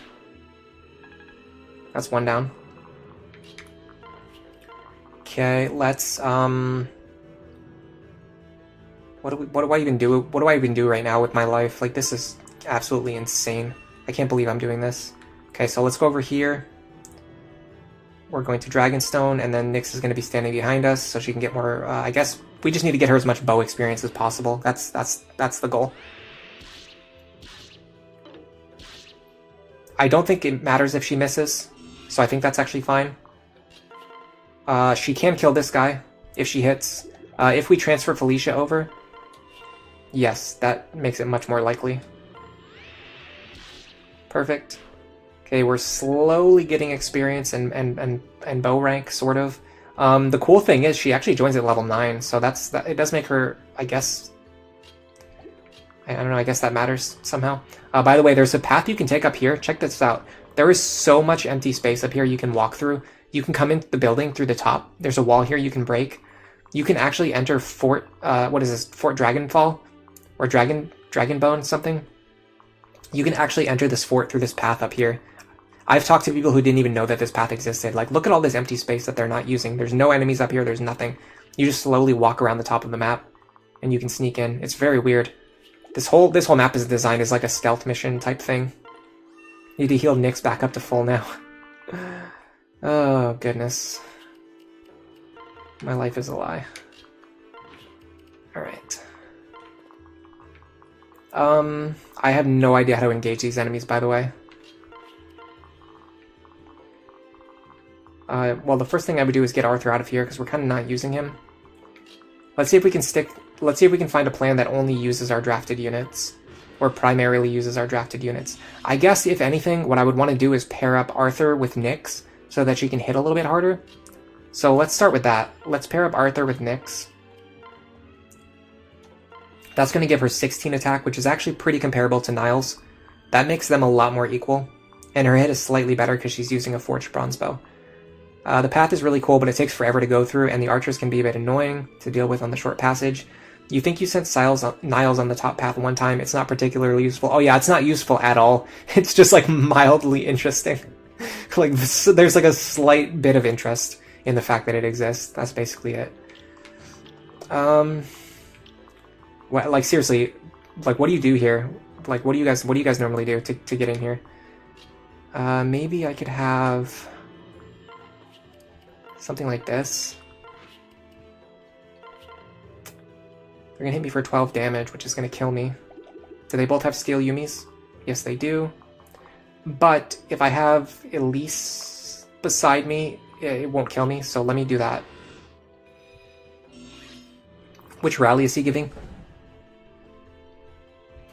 Rally defense? Yeah, rally defense doesn't matter to me. So if I go like this, I attack this guy with thunder. He hits me for 11. Elise heals him back up. And then because he was healed by Elise, and she's standing next to him now, she's also providing him with Lily's Poise, which is going to mean that he's going to take 3 less damage. So he can survive attacks from both of these archers. He can enemy phase both of them. I like this. This should work. This is fine. The only thing I don't like is that Nyx isn't getting anything out of this. We absolutely need to start training Nyx because she's, like, trash right now. In fact, unless I kill that guy, it's not even a concern. Oh, yes, it is. Because staircases are real. Interestingly, he pulled the spear guy over. Now, Malefic Aura is actually pretty good. It's worded in a weird way that makes it, like, seem less good than it is. Enemies within 2 spaces take extra damage when hit by a magic attack. What that basically means, it just means Odin has +2 damage. Like, that's just the more clear way to think about it. If I go here... Yeah, see, like, I'm now doing 2 more damage than I was doing before. Common sense. I can have Odin kill that guy, and then I could have... well, no, I can't have Nyx kill the other guy because she can't reach him. Perfect. He deals 23 damage. She has a pathetic 3 defense. If she's standing next to Elise, she'll survive. If I heal her to full with Elise. So let's do this. She should survive here. And then kill on the counterattack.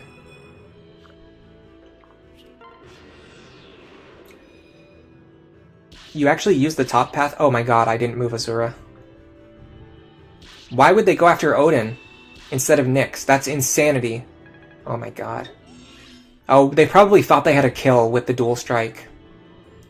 The top path is kind of how you deal with this map, but that might be why you don't really like Chapter 9. I completely forgot to move Azura. She might be dead now. I mean, she's not dead, but she's gonna have to stand here and fight this guy for like 100 turns. Should I just drop all of these units down to 1 HP? I don't think I should do it yet.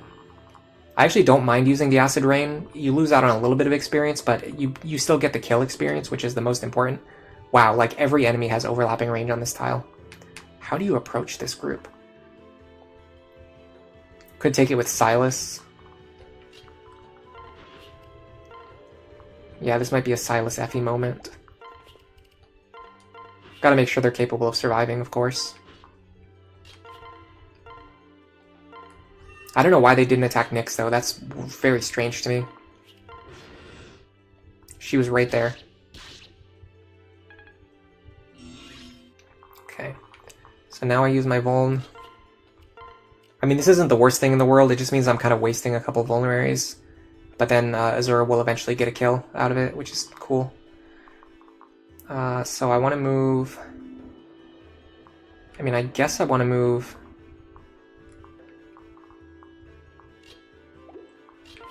I keep putting them in the wrong order. I want Silas in front. Okay, they're going to deal a lot of damage to Silas. They do deal a little bit of damage to Effie, so let's move Effie here. We can have her body block this square. Then we can put Nyx behind her with the Nyx bow. Because there's only one ranged attacker. Yeah, it's just the guy with the Iron Yumi. So if we put Nyx here, and then we put Elise next to her, the Elise pair up and the Arthur defense bonus will keep her alive. Then we've got our other units just back here ready to do something, I guess, eventually in their worthless lives. Let's not forget about Azura again. I don't want her to die. Hey, Sokan. I know exactly who you are, but I also know that your Discord name is different from your YouTube name, and I can't remember. I can't remember your Discord name now because of the fact that your YouTube name is different. But I know exactly who you are. But yeah, we're doing a Conquest run. Lance rank for Azura. Yeah, the character we're not even going to use because she wasn't drafted. Okay. Well, I mean, this is a free kill for Nyx, so let's give it to her. Then we have to make sure we get rid of this guy, which we can't. I guess we can. So I would go like this. And then I would go... Problem is, if I move Odin forward, he's going to get torn apart. But I have to kill this guy so he doesn't kill Nyx. Problems. Solutions. I'm not seeing. And the archer's still here too. I never really got rid of this archer. Okay. How much damage do these guys do to Odin? 15.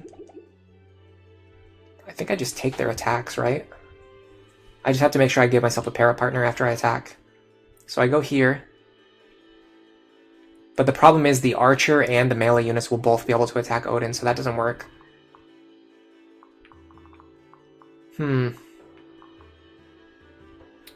Okay, so what if I just put Corin right here? With the Dragonstone equipped. So go here. Heal. Corin. In fact, we can put Corin here. Dragonstone. Then we're going to give them the Felicia partnership. Watch out. You have to make sure you pair up. Don't... I hate how they automatically use a staff instead of automatically pairing up. Yeah, it's Bobo. Yeah. Hey, Bobo, thanks for stopping by today. It has been a while. No worries about the confusion. It's actually, I felt more embarrassed that I couldn't remember your name. This attack isn't exactly guaranteed, but YOLO. Well, Azura gained a level, and she got some Lance rank. That's cool.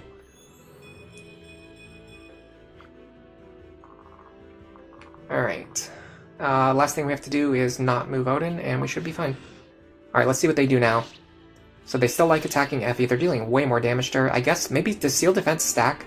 It's starting to feel like it stacks. Okay, they finally attack Nyx. I don't know why it's so difficult to get them to attack Nyx. She's actually dealing good damage with the Arthur pair-up. I'm definitely going to give her credit for that. She is dealing legitimate damage now with the Arthur pair-up. If she gets a strength level up... Nope. Just about the worst level up you've ever seen. Life is full of cruel disappointments. You said it. Well, we got Lock Touch at least. So now we're going to go here.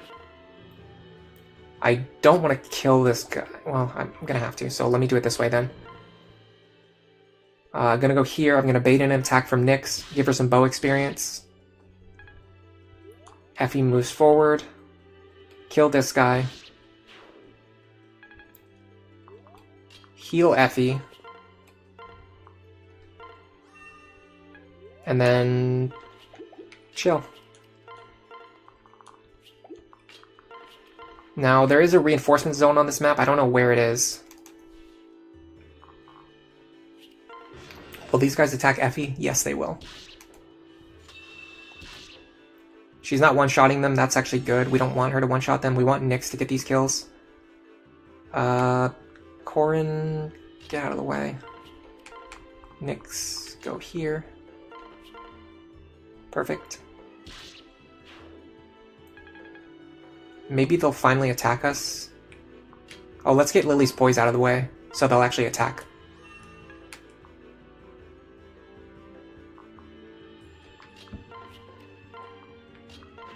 Yeah, now they think they can do 5 damage to us, even though we're going to dual guard it. Isn't her strength growth 25% in Outlaw? Oh my god, that is terrible. But all we need to do really is grind her bow rank. That's the main goal, is grinding her bow rank, so she can eventually use the shining bow. That's the real goal here. The real goal is giving her the shining bow. Oh, this is perfect.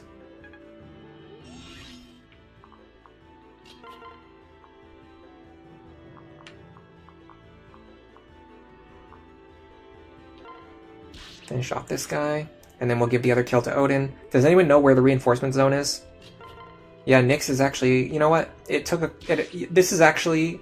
She's working better than I thought she would. It only took a couple of turns to get her to work. I thought it was going to take a while. I thought we were going to spend a while training her, but not really. Kind of minimal investment. Silas always comes up in clutch in the level ups. Yeah, he really does. That Nyx level up has got me feeling depressed, though, about life. The universe and everything.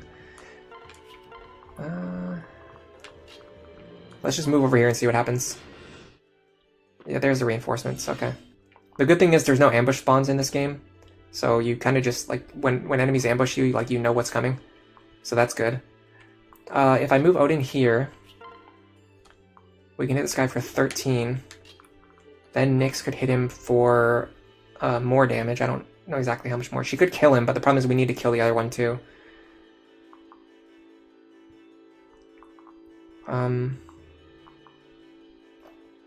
If I use Niall's pair up, I can move Corrin over here to kill, or at least injure this one. I can kill this one.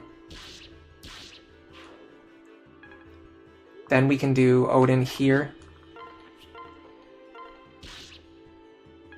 Then Nyx here. It's a shame. Oh, you know what? We're going to dual guard anyway. I was thinking he was going to hit us for 17, but he actually doesn't. Because we dual guard it. Okay. Now I move... I need to get Azura out of here. She's in a lot of danger. Now I go here. Let's just heal Corrin up. He is best boy. He didn't get drafted, unfortunately. It seemed like he was going to the first time, and then he just didn't. and then it seemed like he was going to the second time, and then he just didn't. I don't know, he's just not that lucky with getting drafted. Let's go... Honestly, I feel pretty okay with just like... Yeah, I feel pretty okay with just like standing here. Just injuring all of these guys. They put Seal Defense on first, so they know what they're doing.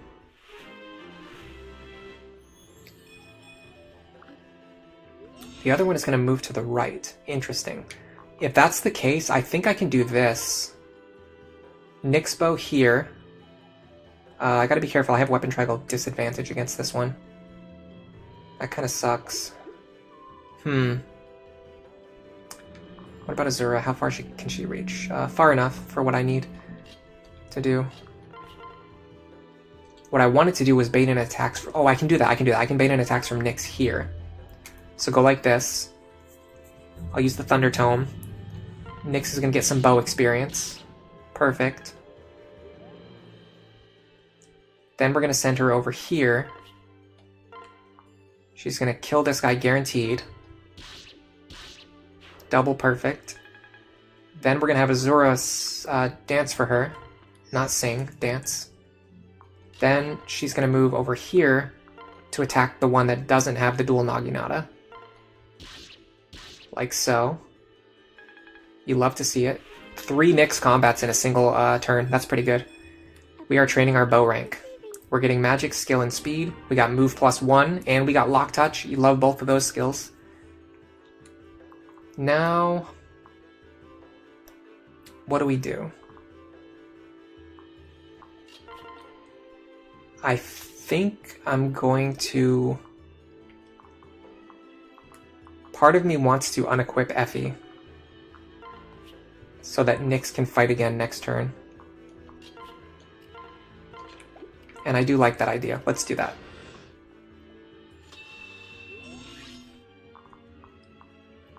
Now how much does Felicia hit this guy for? She hits him for 1. So if we go like this... Now I gotta be very careful about what I do here, because I want to make sure I don't accidentally box myself in. Or like make it so that it's not possible for me to kill this guy after I whiff some attacks. Okay, so I'm gonna go like this.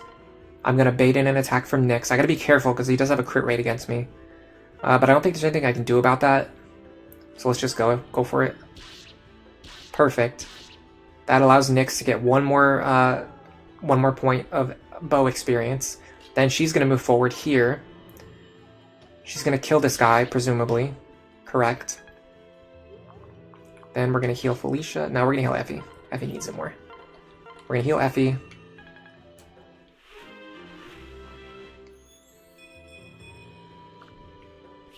Damoiselle. We're gonna move Odin up here. I'll just dance for Odin. And then move Corn. Mr. Corn. That speed and magic will come in real handy once we get the Shining Bow online.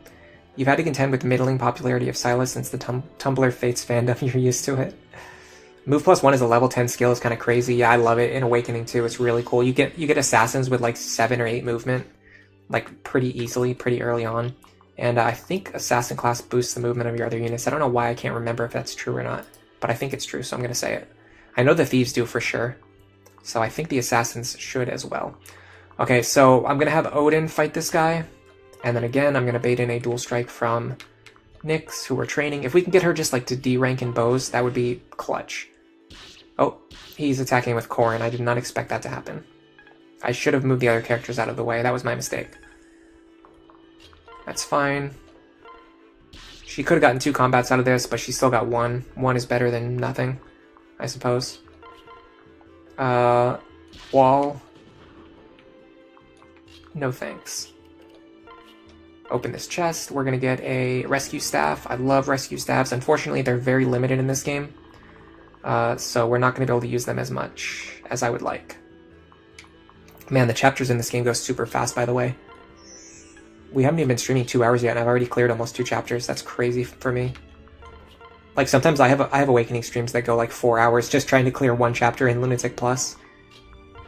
It feels so weird doing this, where I've like cleared basically a chapter like every 30 minutes and then just done like a bunch of chatting, like 30 minutes of chatting, which is also funny because I didn't even expect I was going to chat today.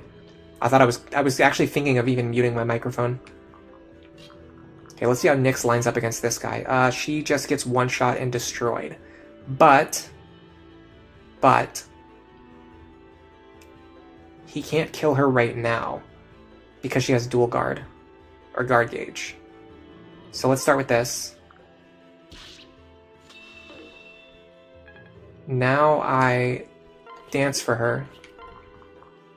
So she gets out of the way. Or sing for her. Oh, it is sing in this game. I had it backwards. Now she cannot fight him safely anymore. So I guess we just run away? I'm not sure. There might be a way to bait in dual strikes by having her stand here. And maybe, but who would stand here? Felicia? Like Odin? What about Odin? Odin can survive a round of combat against him, but it doesn't look great. And the dual strikes that he baits in don't deal any damage. So let's change the plan. Let's change the plan. Does he heal? Yes, he does. Okay, that's not good. So whatever strategy we use, we need a strategy that's going to actually like legitimately, damage this guy. And be able to wear him down. Or kill him outright. So, I mean, Effie seems like the obvious solution, but her accuracy is pretty trash here. I doubt even the Silas pair-up is going to help very much. No, it's awful. 66. I mean, is there any way to fix that? Is there any... I just don't see any way to fix this other than Heartseeker, which I can't use. Because if my Heartseeker unit stands next to him, he's going to kill that person. I mean, he doesn't kill Odin. So maybe I have Odin pair up with someone. Like...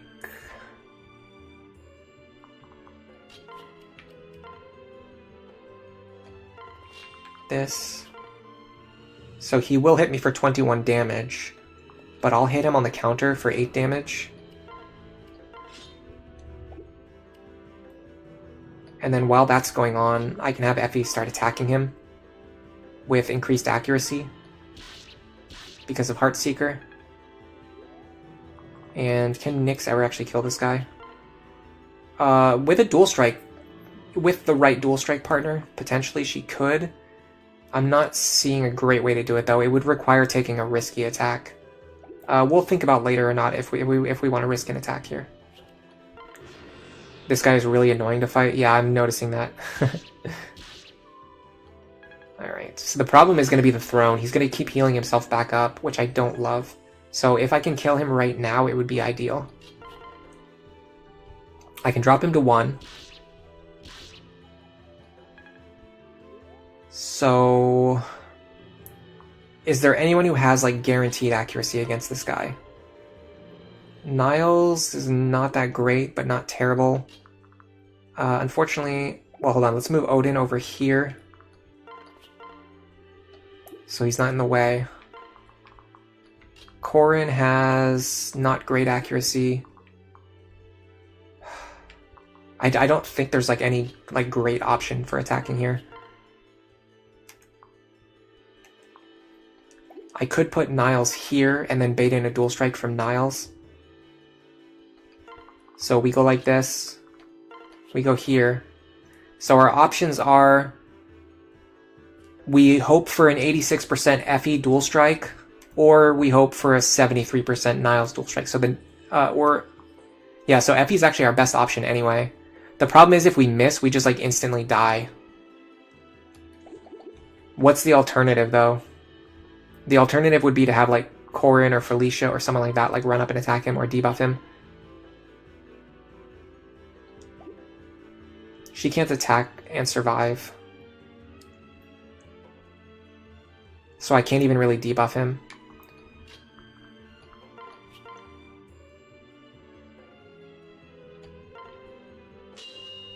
Miss life. That was my own fault.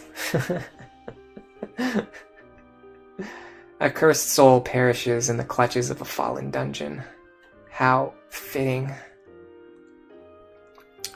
Now, you know what, Jinx Jade, I definitely agree with you that this guy is annoying. But that was like 1,000,000% my own fault.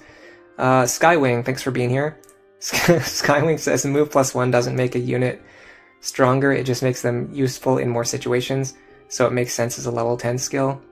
Airhead says wow, Agnes says sorry, Jinx says Nyx Gaming, RIP Heartseal, Hot Shower H2O says no. Alright, let's try this again. This is going to be fun because when I make the video, it's going to, like when I publish the video, the people who only watch the video, it's going to look like I did everything right on the first try. Unless, you know what, I actually might put this in the video because it's really funny. And but only the people who watch the stream are really going to know how painful this was. Okay, so now we know that these guys are just going to completely ignore Effie, which completely changes the dynamic of what we need to do here. Like a 1,000,000% changes the dynamic of what we're trying to do here. Is that a unique death quote, or is that just her normal death quote? I don't know. I'm not familiar enough with this game to know stuff like that. Alright, so let's try this again. This guy has Seal Defense, so I think what we want to do is actually fight him. This should trigger Seal Defense on Effie. Maybe? Yes. This will cause the other characters to attack me now, which is important. Because it's going to allow Effie to fight all these guys, and it's going to allow her to actually use the defense tonic so it doesn't go to waste. Last time we had ended up wasting the defense tonic because we couldn't get the enemies to attack her. Now with this in mind, I think the better thing is to get our other units just like up here.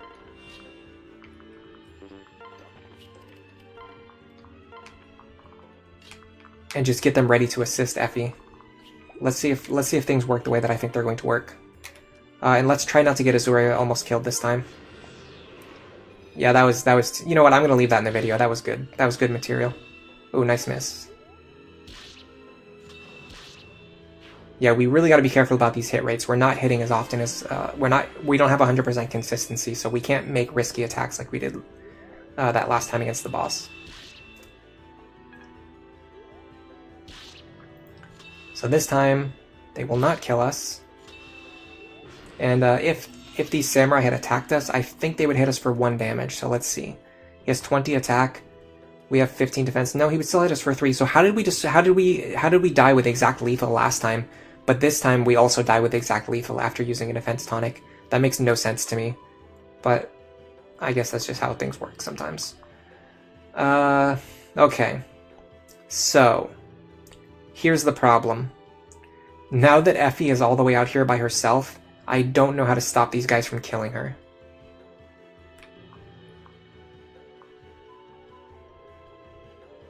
This plan may have been poorly conceived. Content.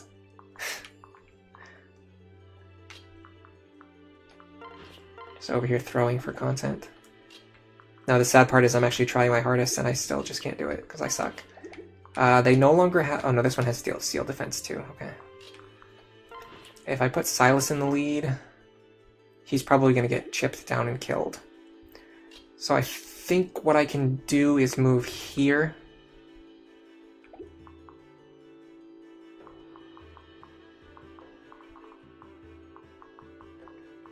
Yeah, if I move here, I can use Felicia together with Arthur to move here. She can heal. I don't know if this will be enough to keep Effie alive. I guess we'll find out the hard way. Get Niles out here. Okay, we're going to skip the conversation this time. I don't need that footage anymore.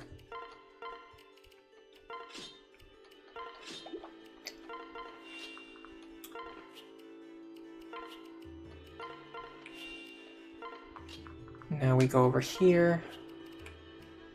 Is there any tiles that can only target Nyx? The answer seems to be yes, but I think we confirmed that these guys will actually kill her with a single shot. Is that true? 20 damage. -4, 16. No, they won't. So what if I put her here? Then she could potentially bait in an attack.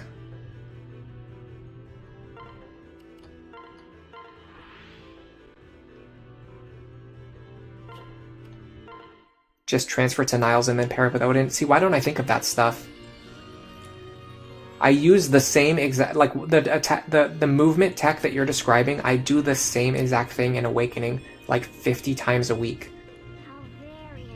And then I start playing Fates and I just like forget that all of the same movement tech works in this game. It's crazy. This was just a reset to have more chances for Nyx to strength level up.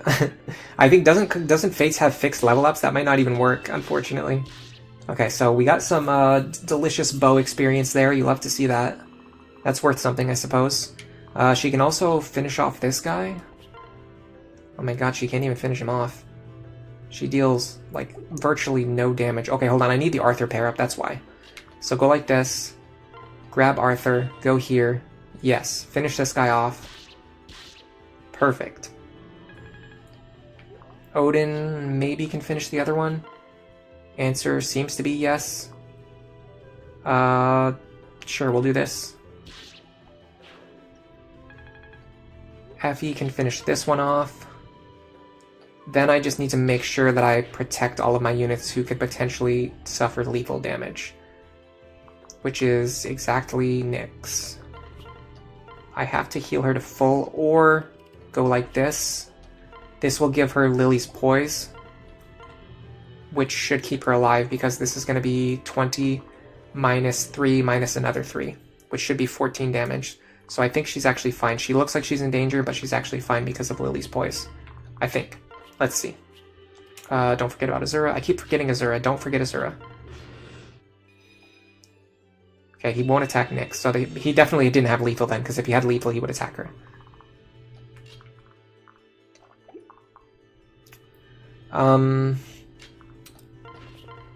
Put him on 19 health. Or sorry, attack him for 19 damage, put him on 4 health. Nyx can... Yeah, see, if I had Lily's Poise, I'd be taking less damage, so I have to heal before I move, unfortunately, which is really inconvenient. I can do this, though. Okay, just in case I miss. Didn't miss, but, you know, you have to play to your outs. Okay, go here. Cool, we have just not enough movement to get where we want. Go here. And here. Okay, so now we can just go in the front door, which is what I wanted to do all along anyway. Level ups are seeded after a chapter is completed, so resetting doesn't change level ups. Ah, that's how it works, okay.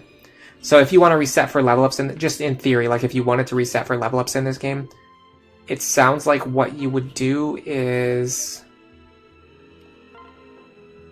you would have to make saves, like, after each chapter, and then you would have to go back, like, an entire chapter to change the level ups. Is that accurate? Does that work? Sounds like it would work. Based on what you're saying.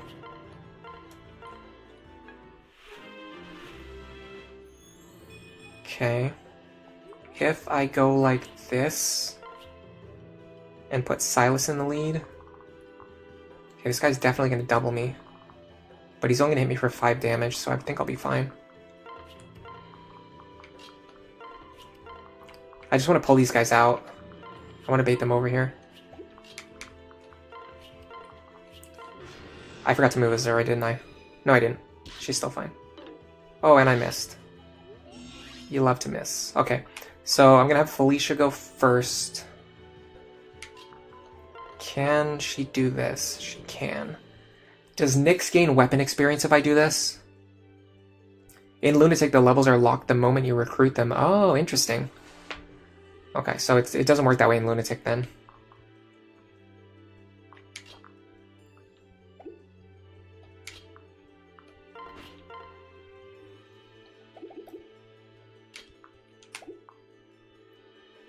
I think Effie one-shots them, right? Yes. So one-shot this guy. Then go here. Get a dual strike from Nyx to build her bow rank and debuff this guy. Nope. Yes, that was Nyx, okay. Then I can potentially kill him with Nyx. Cool. Okay, so we're still training Nyx, we're just doing it in a different way. If you ever see my characters waggle around like that, that's something I do in like every single game. I had somebody like yelling at me because I was doing that in Advanced Wars. It was like freaking them out. I don't do it intentionally, it's just like my hands are pretty unsteady.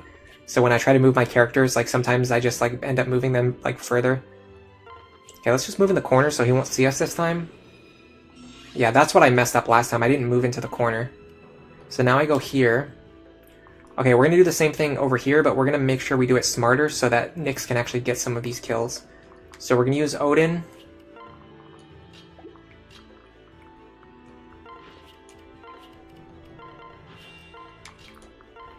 With Effie, with Effie pair up. And we need to make sure we have Lily's Poise next turn as well. Then we also want to make sure Nyx gets close enough so that she can get some kills if we chip down the enemy health. So what we want is for Odin to be here. We're going to attack first. He's going to injure us. Then we're going to heal him with Elise so that he has Lily's Poise. This should allow him to weaken the archers to the point where Nyx can safely kill one of them and potentially bait the attack from the other. And we should be able to have Azura actually sneak out this time. Start moving our other units over.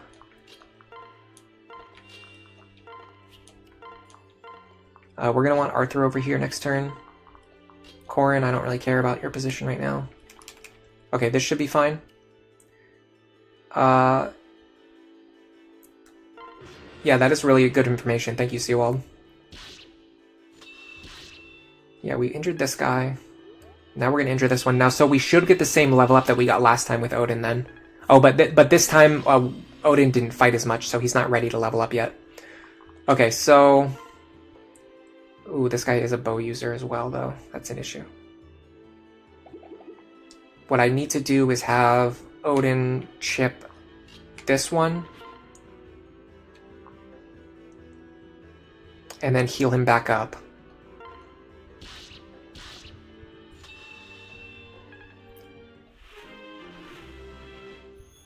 Why am I not giving Odin Demzel?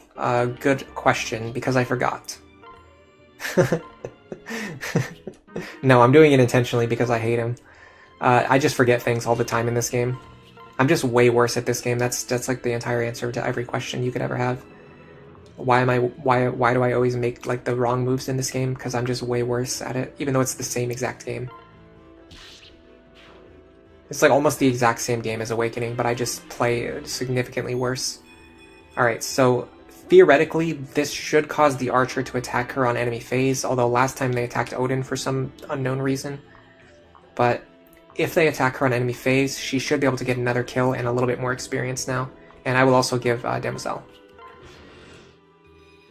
Yeah, they're attacking... Why are they attacking Odin? Can someone explain that to me? Why would these archers attack Odin instead of attacking Nyx? I don't get that at all. Because I'm pretty sure in Fates, it's supposed to be based on damage. They just attack whoever like gives them the most damage, whoever they can deal the most damage to. Yeah, Nyx, she's stuck with that 1 speed level up. Did she get strength?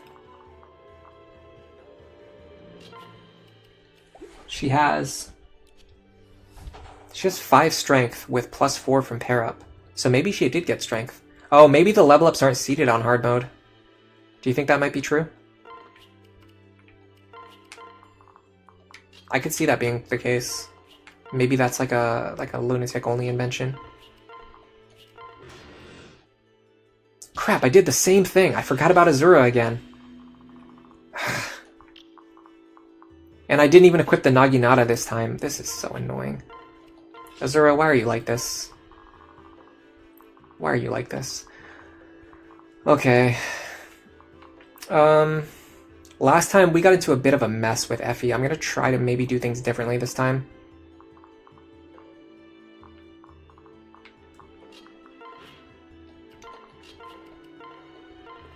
let's see what happens if we just do this. I think what's going to happen is they actually won't attack her.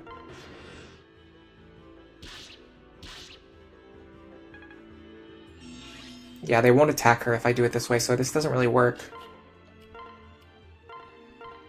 Azura just really wants to kill this guy. I don't know. I just don't know why. Even the archer won't attack her. That's crazy. What's his damage? 20? I think I have to take Lily's poise away from her, and then they might attack. Maybe. The thing is, like, if one of them attacks, they'll get sealed defense, and then that will cause more of them to attack. Yeah, see? Okay. So now we go like this. Now we start chipping these guys down with Nyx. We can keep you back here. And then we're going to do... gosh, this is weird. We're going to move Felicia back. And then Corrin forward. And we're going to use the Dragonstone and start breaking this wall, because we don't really need it for anything. Then we can put Odin here. And Niles, you can just stand here. Level ups are seeded once I recruit a unit. You reset recruiting next. That means she gets a new level up seed. Oh, interesting. Everyone's telling me that it works differently, so I'm not sure how it works. I've got 3 different explanations now. Fates has more damage related skills like Lily, Poison, Damsel, so that takes getting used to if you come from Awakening, which were great skills to introduce, I think. Yeah, I think the fact that the aura skills are more deterministic and they just like always give like flat damage now allows for you to make better plans, as opposed to Awakening, where the aura skills and a lot of the minor skills in general just give like slight hit and crit bonuses, which are nice to have, but you can't really plan around those. Like having a higher crit rate is good, but you can't like guarantee that you are going to crit. I can actually take one more attack from this fellow. So let's do that. Alright, let's see what happens now.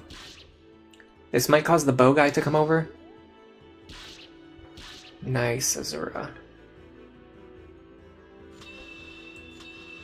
Yeah, going for a risky attack at the very end of a map is usually the least efficient way to play. Because then you miss it and you have to replay the entire map. Okay, let's just go. This is going to be our one risky attack. So every time we reset this chapter, we get a new version of Nyx with different level up seed, maybe. It's either that or it just like the seeded like thing doesn't matter on hard mode. It's one of those two things for sure. All right, so we chip this guy down. Now I don't know who the bow user is going to attack, but we're going to find out in a second here. I'm going to give Lily's poise to these 2 characters. Okay, so Spear attacks Effie. Bow attacks... I do not know, because Silas's level up screen's in the way. Crits are a skill issue. Technically true, they are derived from the skill stat. Okay, so they will attack Effie. Now, the big problem is that Effie's actually in a little bit of danger if I don't back her up.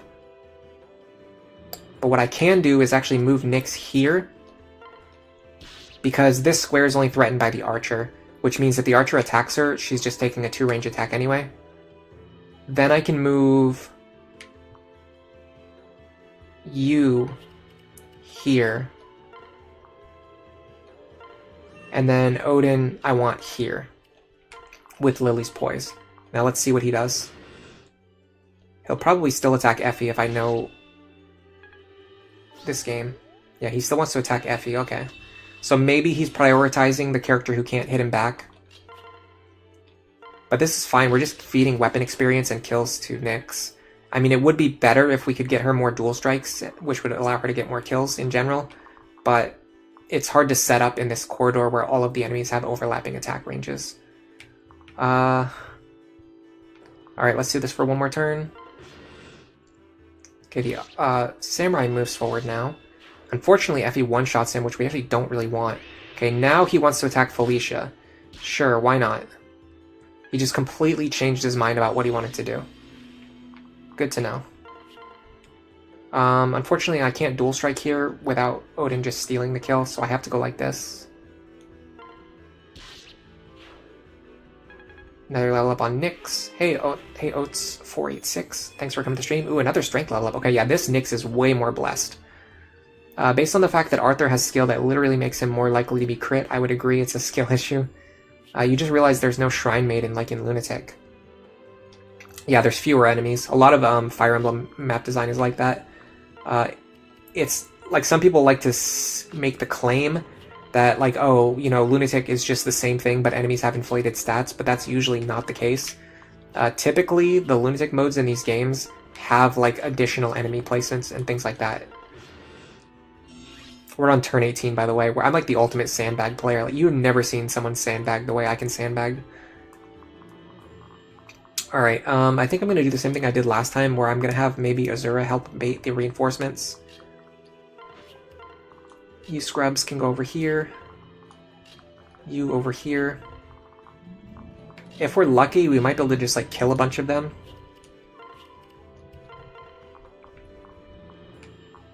Niles should be able to help with that, yes. So we can move around this corner. So we can potentially kill all the ones on the right-hand side before they get the chance to attack us. Oh, interesting, they don't move, they don't appear yet. Okay, well then let's go over here. Let's have everybody move over here into the center, so we can kill these guys as soon as they spawn.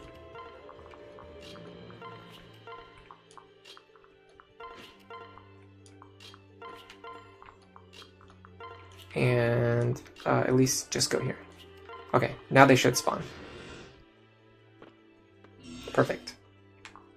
All we have to do is kill these two archers. Don't love that. Here I can bait in Nyx's attack. I do love that. Free weapon experience for her.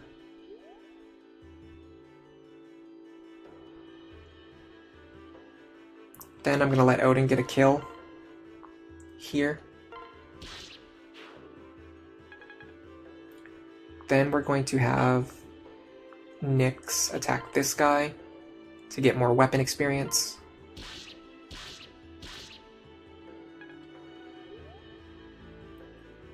Then we give the kill to probably Corrin.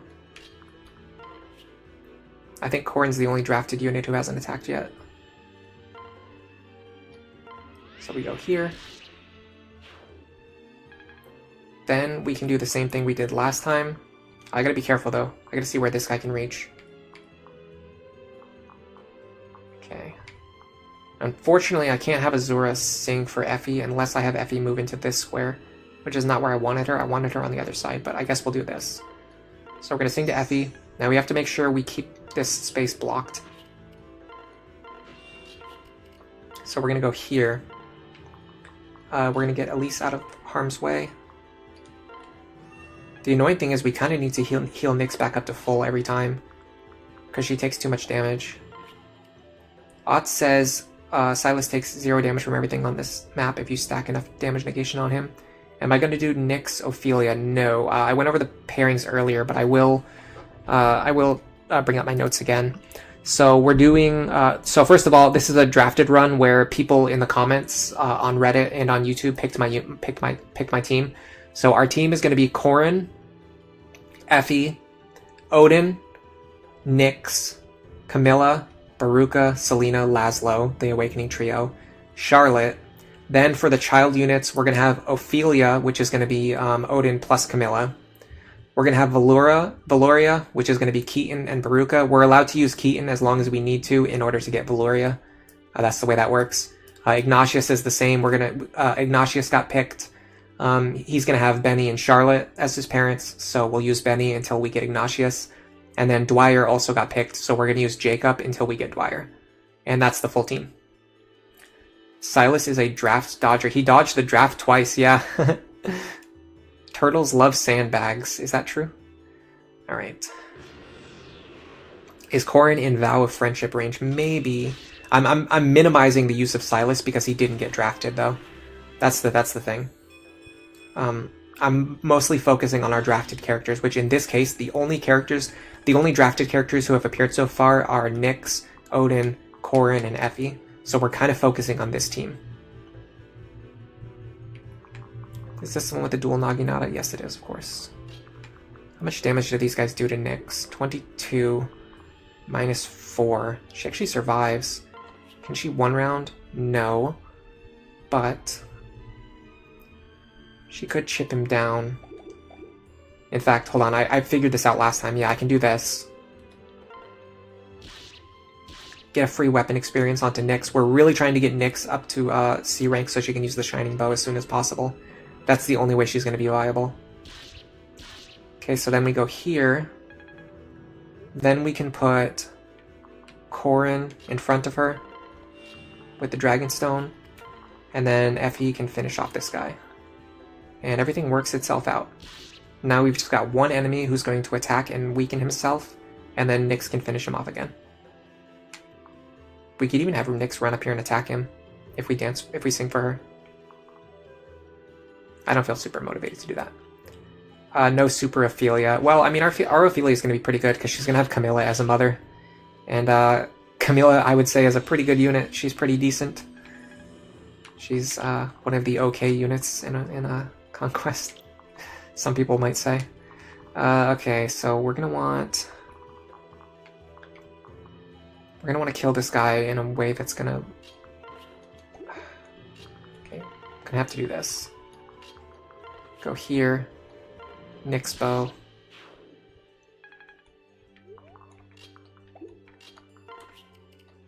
Here. Dance. Okay, can Odin survive an attack from this guy? 22 attack. Odin's pretty bulky, right? Yeah, he definitely survives. So what if we do this? This will allow us to get more dual strikes from Nyx, which I like. 80% magic growth would be pretty good. You're right about that. Shining Bow Nyx. Yeah, we're... Oh, hey, Odd Panda, by the way. Didn't see you there at first. Yeah, we're going for C rank to get that Shining Bow as soon as possible. Do we get certain blow from Mozu? Do we get certain blow from Mozu friendship on Nyx, or just no because of the pick my unit thing? I am allowed to use friendship units as much as I need to in order to pass over class access. So I could potentially have her and Mozu become friends, especially for quick draw, certain blow. Can't remember if there's another one. Let me see if I wrote down anything. So I did not write down any friendship for Nyx yet. So if she can become friends with Mozu, then yes, I will definitely have her become friends with Mozu. Especially because I think that gives her access to like the proper archer class lines. So then we can switch her over from outlaw to sniper later on, which would be pretty good. So yeah, everything about what you just said sounds good. If we can heal Odin, we can actually do this again. But I have to make sure I do it with Felicia so that I don't give myself Lily's Poise. Because if I give myself Lily's Poise, I'll accidentally kill this guy. Soul Ninja Selena, I am actually doing that. Yeah, I have her partner as Kaze. Because we're allowed to use Kaze as long as we need in order to get him married or to get friendship. So it's a valid build. It's a legal build. Okay. Does this map end when we kill the boss? No, this is the Seas map. So if we go fight the boss right now, we can come back and get the chest afterwards still. That's important to know.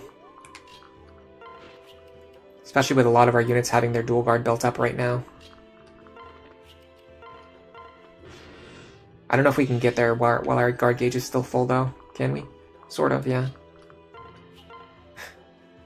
Wow, we can do an amazing 3 damage to him. But he's going to think that he has lethal damage against us. This is very important. Because he thinks that he has lethal damage against Nyx, he's going to attack Nyx. He will not attack Odin here. So we can leave Odin next to him to get Heartseeker.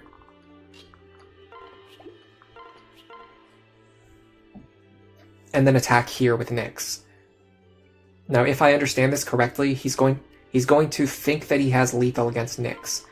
And so he will attack Nyx here. I'm also going to give her Lily's Poise. That's an extra 2 damage per hit. Or 1 damage per hit. No, he's attacking Odin anyway. Okay, whatever. What a buffoon.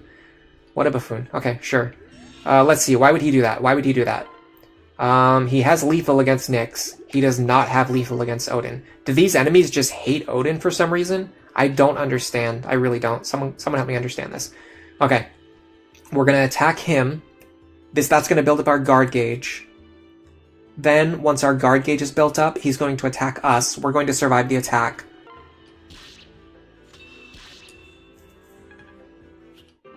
We got D rank in bows, at least. That's something. Now we can move Odin out of here. We're going to heal Odin. We need to dance for Nyx so she doesn't die. Or sing for Nyx so that she doesn't die.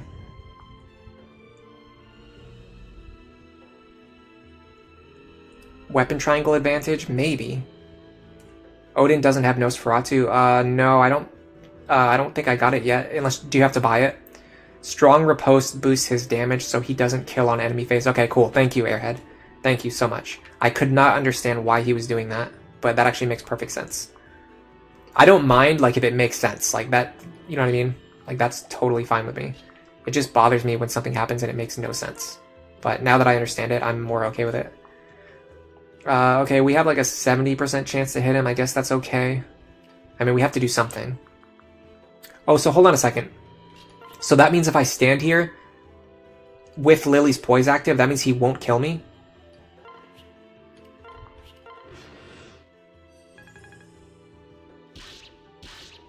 Glad that hit. I really needed that to hit. So yeah, let me understand what you're saying then. Because Strong Riposte won't be active, I have to pair her up with somebody. I'll pair her up with Niles. So if I go here and he attacks me and I have Lily's poise,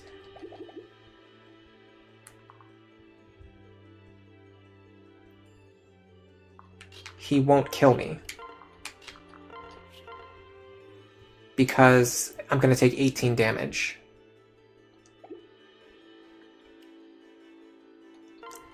Would he rather attack Effie is the question. That I do not know. Let's see what he prefers to do. Okay, he likes to attack Nyx. He deals 17 damage. Nice. Now we might have our guard gauge now, so we could potentially try to let Nyx get this kill even. Yeah, he only deals... Yeah, so his damage goes down. Okay, so same situation as last time. Because we're 2 points away from a full guard gauge, we can attack here, then we'll guard his counterattack, then we'll get a second chance to attack. So we have 2 chances to kill him here. Do we actually want Nyx to get the kill, though? She's already one of our highest level characters. We kind of want Odin to get the kill, right? Can we even? Pretty unreliable, shaky hit rates. I'll let Nyx get it. If she can even hit. How mortifying. Nice. And we got the Heart Seal. Okay, so this Heart Seal is also going to come in clutch. This is going to get our Corrin online. Yeah, Lily's Poise is -3, not -2, yeah. So now we're going to get our Corrin online. We're going to trade this over. We're going to access the Convoy. We're going to take out the Bronze Axe. We're going to put away all this other junk that we can't use anymore. And we are going to become an Oni Savage. Shirtless Corrin time. Oh, this is going to lag like crazy. Get ready, guys.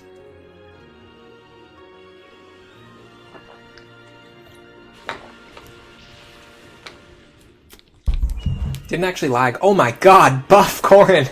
I've never seen that before. Why is he so buff? And why did all my stats go down? I just promoted into a worse class. Look how buff he looks. I've never seen that before. Hold on. I did not realize that they actually become super buff. Holy crap, look at that. I had seen somebody do this with Hayato before, and I thought it was like a joke. Like, I saw like the super buff Hayato, and I thought it was like a mod. I did not know that this was actually in the game. Like this is actually in the game. Okay. Wow. Okay. Well, there you go. That's our Corrin. Yeah, we're gonna go grab the rescue staff now. We'll let Corrin get this kill so he can get some axe experience. I'm just blown away by what I'm seeing right now. This is crazy stuff. Yeah. Okay. You know what? I think Nyx actually needs the bow experience more than Corrin needs the axe experience, funny enough. Like, Corrin will be completely fine even with a bronze axe. Nyx, she needs a lot of help. Like, she needs a lot of help. She needs more than just like a just like a weapon. She needs something serious to make her not suck. Like, she needs that C rank bow as soon as possible. So let's do that. Now, if something crazy happens, like Odin gets crit right now, I'm just gonna end the stream immediately. Full stop. Unfortunately, we can't chip him without killing him, but we can do something like this. I think, as much as I do want to build up her bow rank, I think we're going to have other chances to do it. I think we need to give a little bit of something to Corin. Yeah, there you go. Now we dance for Nyx. So Nyx, or sorry, we sing for Nyx. I'm going to have to get used to singing and not dancing. Said every stage performer ever. Let's put this junk in the convoy. Okay, so we're going to grab our rescue staff. She's going to be our primary lock touch unit. She's going to be our primary bow unit. And when we promote her to adventurer, which is going to be as soon as possible, she's going to be our primary staff user as well. So Nyx is going to be pulling triple duty on this. And we can have Silas seizing Silas. You had Oni Savage Jacob in your run. His model is so funny. Oh yeah, we're actually doing Blacksmith Corin is what we're going for. He's gonna help with Takumi. Odin and Ophelia are both gonna have Tomebreaker, so that's also going to help with Takumi. I'm not going for like a 1-round Takumi kill, so I can just have like a couple units who will like be capable of fighting him and not dying. I don't need anybody who is gonna kill him in one turn. Although in the end we might have somebody capable of killing him in one turn. I'm not sure yet. We're gonna find out pretty soon. Well, not pretty soon. It's actually gonna take like probably a couple months, but we will find out. Silas and Effie building up. I guess we can read this. Effie, do you have a moment? Yes, what is it, Silas? About the other day. I've been giving it some thought, and I really do think we're similar. But judging by your reaction, something about me bothers you. Why were you so adamant about the two of us being different? I'm not sure. That's just how I feel. Well, that's vague. I'm just as dedicated as you. Why can't you see it? Sure, if you say so. Alright, pay close attention during our next battle. I'll show you what I mean. Don't bother. Yeesh, what's wrong with you? Sorry, but I don't have time to watch your showboating on the battlefield. I'll be too busy protecting Lady Elise. So you can't even be bothered to glance in my direction. I get it. Fine, I'll try to take a look. If and only if Lady Elise is completely safe. You got that? Yes, that's all I'm asking for. Such a good friendship. Arthur and Nyx we're not going to bother with, because Arthur's not going to be drafted. Effie, Odin, actually these are two characters we're using, we'll read this one too. 852, 853, 854. Effie, we need to talk. 855, 856, 857. Blacksmith Corin, good to see him getting a real job. Camilla can one-round him at base. You're also going to push for Inigo with Severa. Inigo with Severa. Am I doing that? I can't remember what I'm doing with Inigo. I'll have to look. Are you listening to me? I said we need to talk. 858, 859, 860. Whew. Effie. What? Why are we yelling? I heard you've been spreading rumors about me, telling people I'm weird. How dare you? 861, 862, 863. Hey, I'm talking to you. Stop squatting that tree trunk, will you? Huh? Sorry, I'm kind of in the middle of something. Can we talk later? No, this is important. Why did you tell people that I was weird? Or do you deny it? Answer me. Oh, yeah, I said that. So what? It wasn't meant as an insult, just an observation. I mean, you are weird. Or do you deny it? Anyway, can I get back to my squats now? I'm really behind on my training. I'm not weird. I'm hyper-normal. So normal that normal people can't even understand me. Which, I guess, means they probably think I'm weird. Well, I'm glad we could clear that up. Oh, I was also going to tell you about a new training technique I've been working on. It's practically doubled my strength. But it seems like you're busy, so... doubled your strength. Well, now you've got my attention. Sorry, gotta run. He's just trolling her, you know that. Sometimes characters are super rude out of nowhere. Did you pick Oni Savage for Corin because of the Salvage Blow skill? I always go on Savage for that skill specifically. No, I want to do one level an Oni Chieftain to get Death Blow, and then switch over to Berserker, which I'm going to get from Valoria, so that I have the Berserker's innate really high crit rate. And with Death Blow, the Berserker's class bonus, using a, it's not a killer axe, but there's like another axe that has like an even higher crit rate. It has like a 50% base crit rate. And then the pair-up bonus from your support partner, you can get like, I'm not sure if it's a 100% crit rate, but you can get an extremely high crit rate. And I just want to do that because I think it'll be very funny. So we're going to see that in some of the later videos. Should be extremely fun. Yeah, we are doing Soul Ninja Severa, but I think, oh yes, she's getting it from Kaze, not Inigo. Or not Laszlo, I mean. Sometimes, oh, I read that already. That's what makes Severa so likable. Yeah, well, her being rude to everybody is fun. Selena Baruka is way more interesting because of fast support and friendship for getting Wyvern quickly. Yes, we are doing friendship on those two. I'm considering swapping them, but I might not. Yeah, it's Great Club, that's it. If I can get a Great Club in this route, which I'm not sure if I can, but if I can get a Great Club, I'm gonna use that. If not, I'll just use a Killer Axe.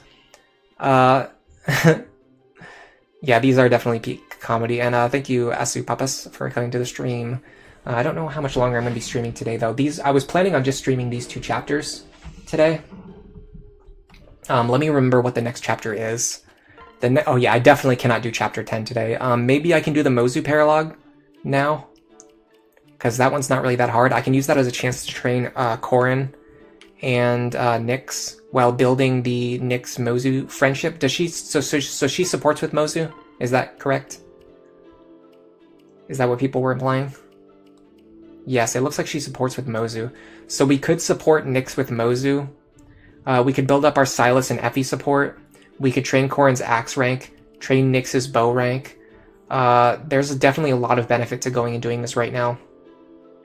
The downside is that we'll miss out on the chance to build supports with some other characters, like Odin with Camilla. I would have to get the Great Club through the visitation rewards. I can't do that, because obviously I can't. I just can't. There's no way to do that anymore. What can we build now? The arena? Sure, let's do some arena gaming. I'm gonna build a wall.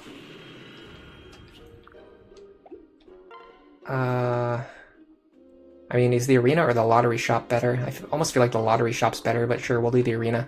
By the way, my sub counter is broken. I definitely have, I'm up to 1,700 last I checked. So, our goal for the month is to hit 2,000, which should be doable, I think. I'm gonna put this one over here, I guess. Yeah. Alright, let's go check on the arena. Let's see who's in there, and if they can maybe win any battles. And we'll see how much the arena lags the game, too. There are mods to make those rewards available. Yeah, I kind of don't want to do that. I want to do it like how this would be if I actually played it on my 3DS right now, but I'm not sure.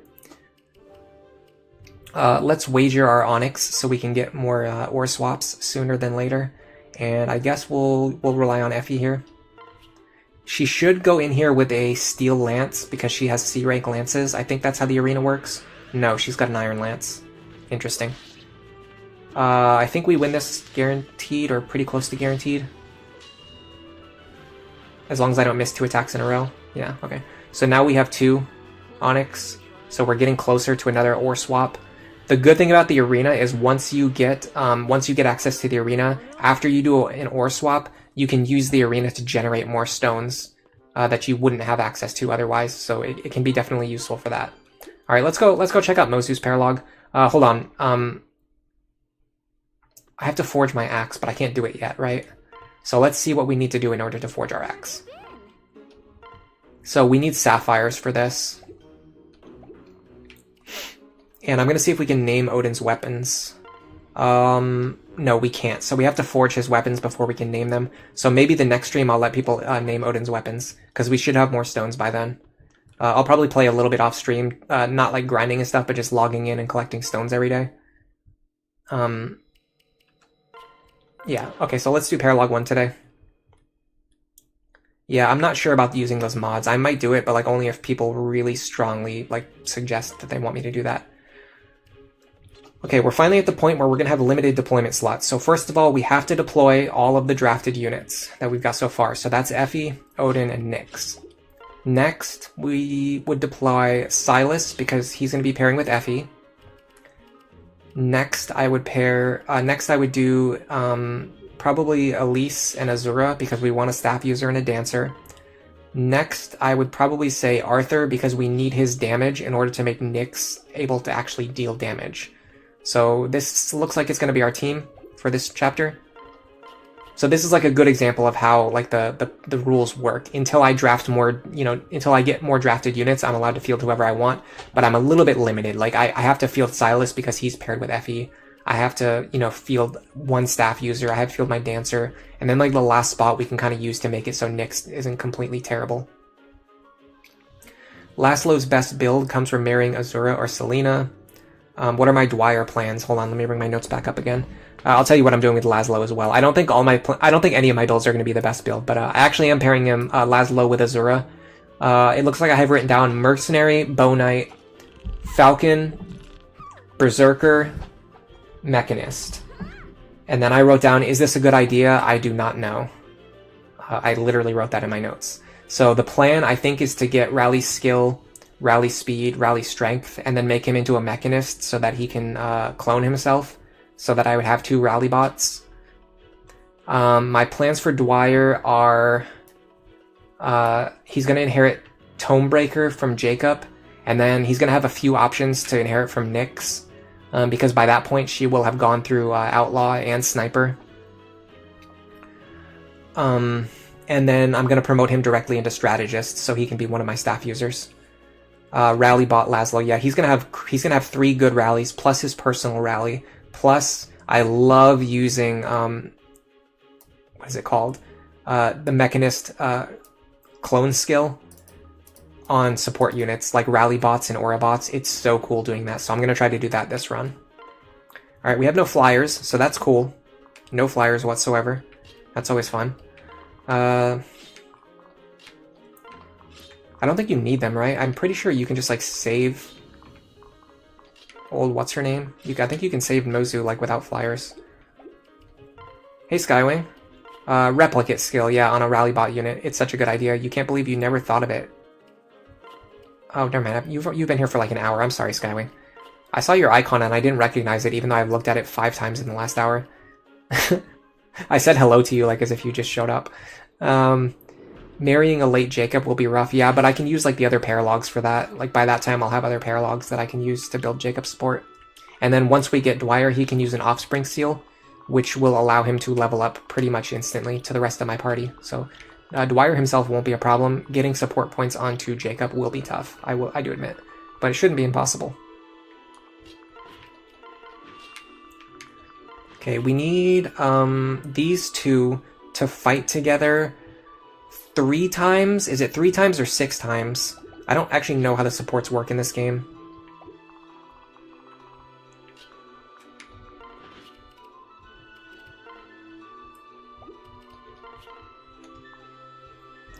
I'm gonna go Iron Lance. No, I'm not. I don't want to crit him. I'm gonna go Bronze Lance here. The one thing bronze weapons are really good for, though, I will say, is training. Okay, so next we want to do this.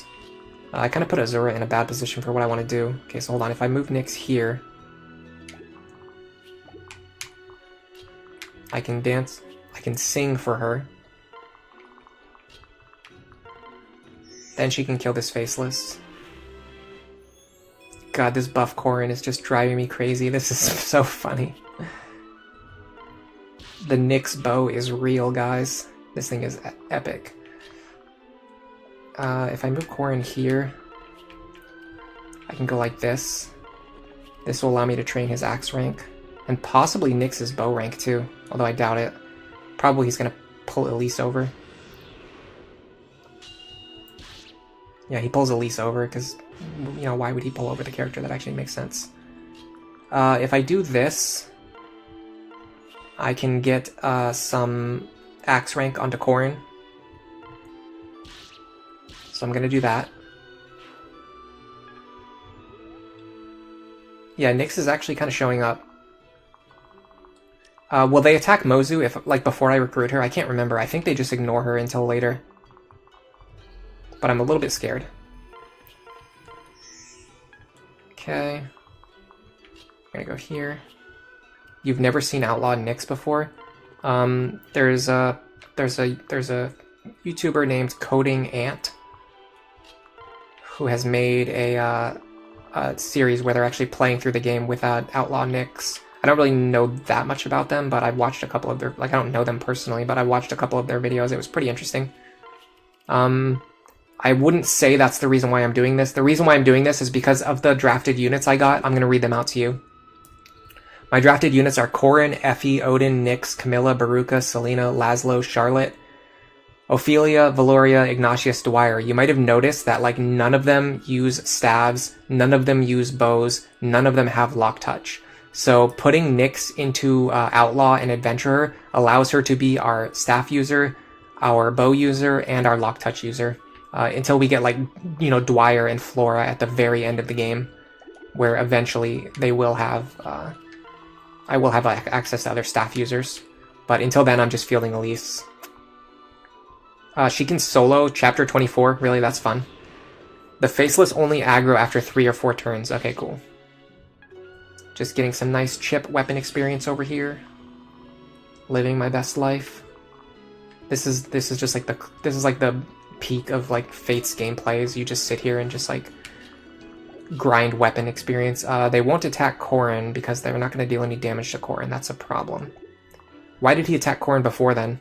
Oh, you know what? I think this chapter, someone correct me if I'm wrong, but I think this chapter actually has the enemy AI that they use in Birthright. Does that sound correct to anybody else? Or just me? I think the enemies in this map use Birthright AI. So they actually will attack you even if they deal 0 damage.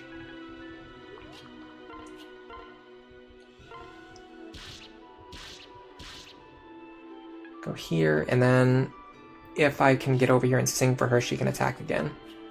Which I can absolutely...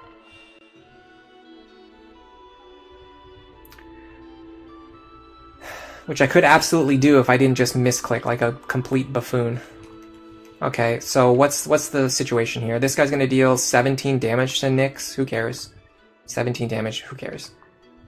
He's gonna deal 13 damage to her, and then the other guy is gonna deal with a dual strike potentially 6 damage to her. I think maybe. I can even pair Arthur back up with her, and also give her Lily's Poise. That was so stupid, guys. Alright, so we need Silas and Effie to fight together a few more times, so let's continue with that. Yeah, the fact that they're attacking Effie leads me to believe that they have Birthright AI. Yeah, he's attacking for 0 damage. It must be Birthright AI. Because in Birthright, they will attack you for 0 damage. It's only in Conquest that they won't. Alright, now we just have to bust through this wall. You'll be all right. Yeah. You'd be surprised by how little you actually need to heal in this game, because... Well...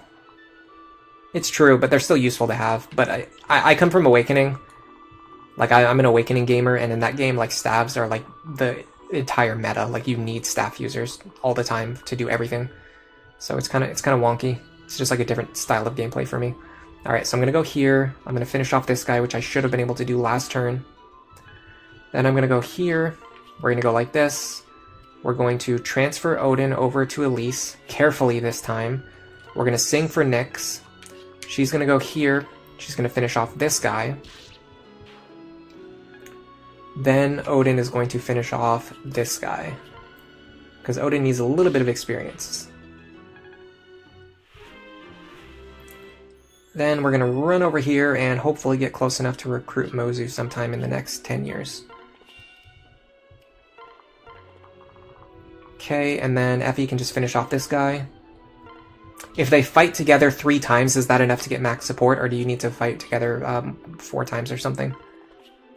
It's so weird that Oni gets seal resistance. Yeah, it is a little bit weird. There are like 3 Conquest maps that don't follow the Conquest AI rule. I know it's this one, and then I I think maybe Midori's map. Chapter 7, really, I didn't know that. Is Midori's map the other one? I'm kind of curious to know now. But I think the shared child route maps might be the opposite. I think those are the ones that follow like Conquest AI instead of Birthright AI. Like even if you're on Birthright. Chapter 21 and 25. Oh, interesting. Okay, so it's not at all what I thought.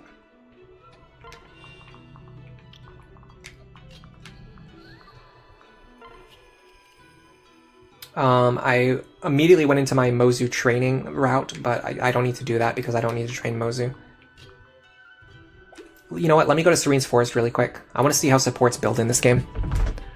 Because if I don't need to use Silas or Effie anymore this chapter, I'm not going to use them anymore this chapter. So, Fates, supports. Okay. The way support basics work is you get half a point for each time you fight together, plus 1/6 for dual striking. So they should have gotten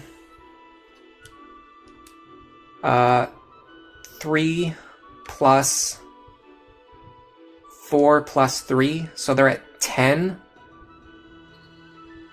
Oh my god, why does it work this way? This is so complicated. Okay, I think they're at 10 over 18, so they need to fight together. So they need to, we want them to dual strike together 2 more times. Not just fight together, but dual strike together. So let's get Silas back up here. We want them to dual strike together at least 2 more times. You're gonna go here. And then we want Nyx to move as far as possible. Be careful, don't separate, because you're gonna sing for her. I've done this before where sometimes I'm gonna separate a unit, but then I realize that I actually don't want to do that. Okay, so then I'm gonna send Nyx over here. Hold on a second, I need Corin in the lead though. How do I do that? Let's see. Because right now Corin's in the rear position. I need Corin in the forward position to make this work.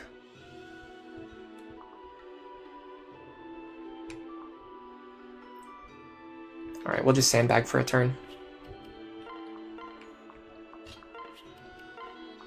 I'm not going to train Mozu at all, although I do need her to build some support with Nyx. So maybe we start working on that.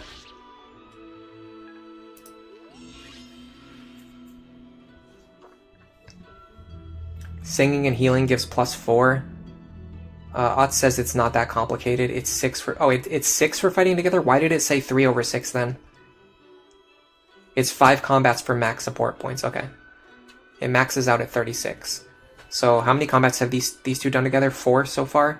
So they just need to fight together 1 more time. But I'd rather leave this guy alive on low health and let someone else get the kill. And then just have them weaken 1 more enemy. Okay. So... we want Nyx and Mozu to build support. How do we do that? I think the way we do it is just like this.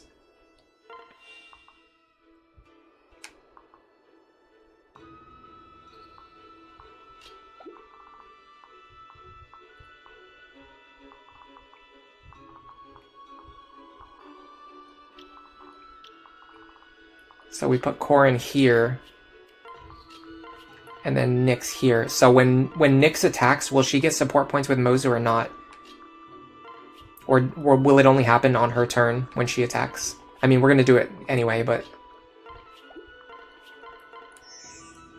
oh, I feel like I'm going to sneeze again. Alright, let's see what happens here. Pretty good. Now they all start moving, though. That's a problem.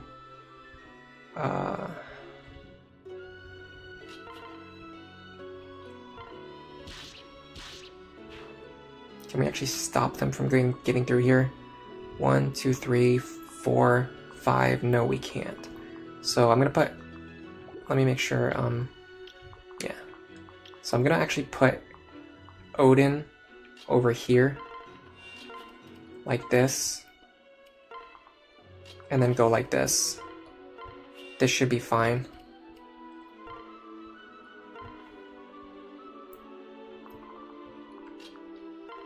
It rounds down to 30 at the end of each chapter.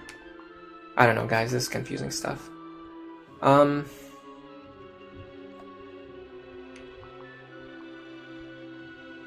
My smooth brain's not smart enough to understand this. Okay.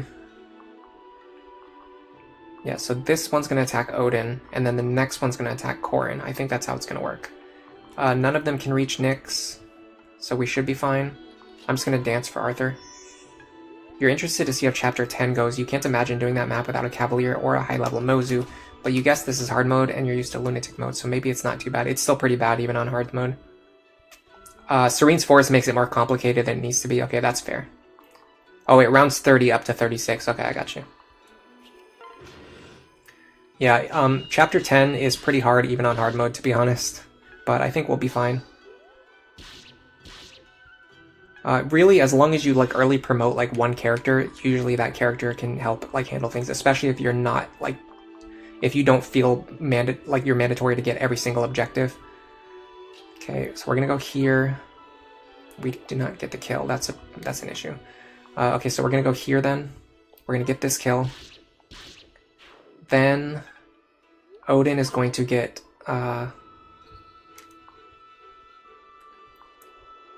interesting. Corin is going to get this kill. No? Why not? Am I crazy, or did that not add up? Let me look back at the stream again. Hold on, I have the stream playing on my other monitor, so I can see exactly what the damage was. 11 plus 2. Oh, sorry. For some reason, I thought it said 12 plus 2. Okay, that was totally my misplay. Okay, so we still have to kill this guy anyway, so let's just do it from over here, which is kind of like the opposite of what we did last time. So this should block them from reaching Nyx. Yeah, this will block this guy from reaching Nyx.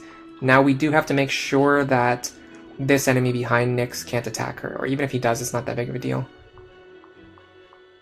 He will be able to reach her, though. So let's do this.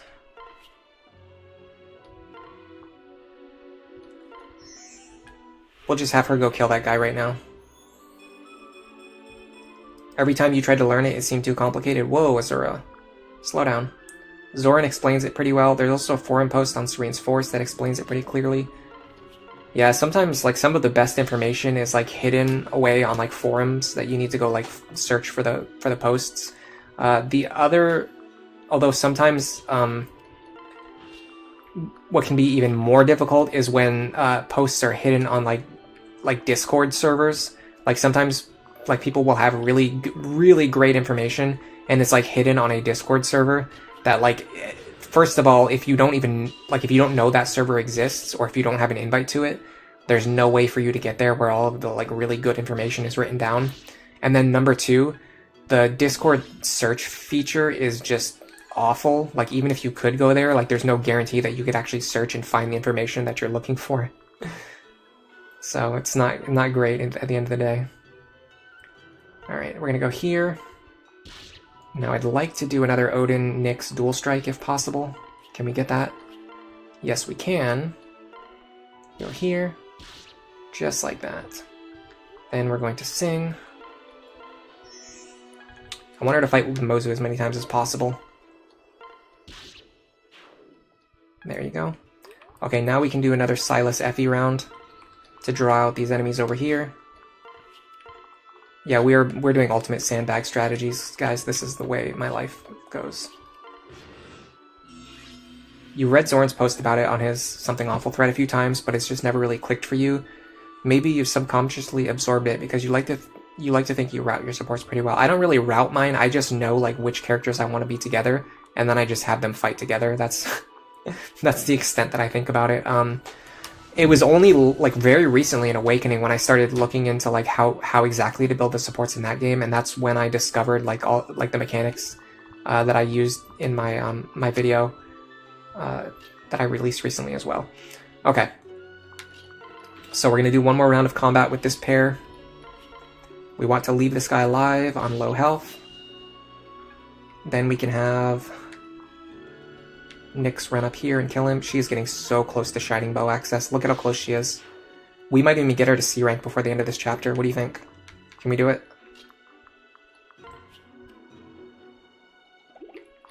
We might have to, I'm practicing my movement tech now so I don't forget that you can do all this stuff in this game. Yeah, we might have to like sandbag against the boss really hard, but I think it might be possible to get some good weapon experience. Okay, because we've got our Effie Silas support completely built up, we don't really need them to fight together anymore. With that being said, they're still a pretty good option for drawing out attackers. Maybe Odin is a better choice, though. In fact, what I should have done was... Yeah, I gotta send Odin over here. And I want Nyx to be beside him anyway. So let me see if I can get her all the way over there. I'll do it. Not quite. I could do this, though. And then... this. Transfer her over. This works. I could have done Lily's poise as well, but yeah, in a sense, it's actually better to keep him on to deal less damage so that we can get more attacks in. Yeah, so we'll do this. Is it better to go the other way around? No, not in this case. Alright, now we're going to heal this guy. We might even be able to get Nyx over here to do something very similar. This time I want Mozu to pair back up with her. And then, yeah, we'll do Effie and Silas again. Just in case I miscounted earlier or, you know, for any other reason. And even, like, if they do one extra combat, it's not going to hurt us. It just doesn't help us anymore. You know this game like the back of your hand. Shelter Singing is really funny. Yeah, I wrote a little bit about Shelter Singing in my script. We're probably not going to see very much of it in this run because Silas didn't get drafted, Azura didn't get drafted, Xander didn't get drafted, Perry didn't get drafted. We are going to get Shelter on Effie in case we need it. But other than that, we don't really have any Shelter units, and we're not really going to have Azura available for most of the run.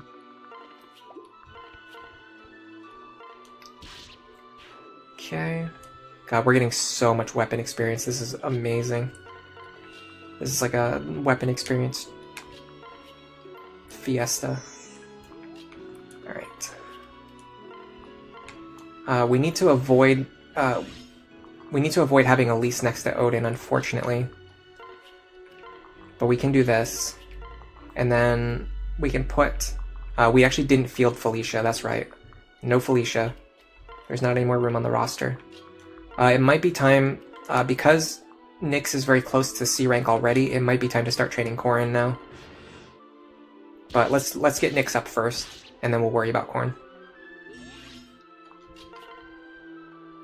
If I go like this... No, I want to... Well, I probably fought with her... I probably fought with her a couple times already, right? 6 times already? Oh, this gets the kill, okay. I was thinking if I transferred, I could transfer Mozu back and then fight again, but it actually didn't work that way. Okay, we're going to heal here. We're going to sing here. We're going to do the same thing one more time. Transfer over. So this is like normally how I would train Mozu, but I'm basically doing the exact opposite thing to train Nyx instead, which is kind of fun. Alright, so what if I go like this? This actually leaves him alive. Yeah, this is better for us. Then I'm going to send... I should probably send Corn over.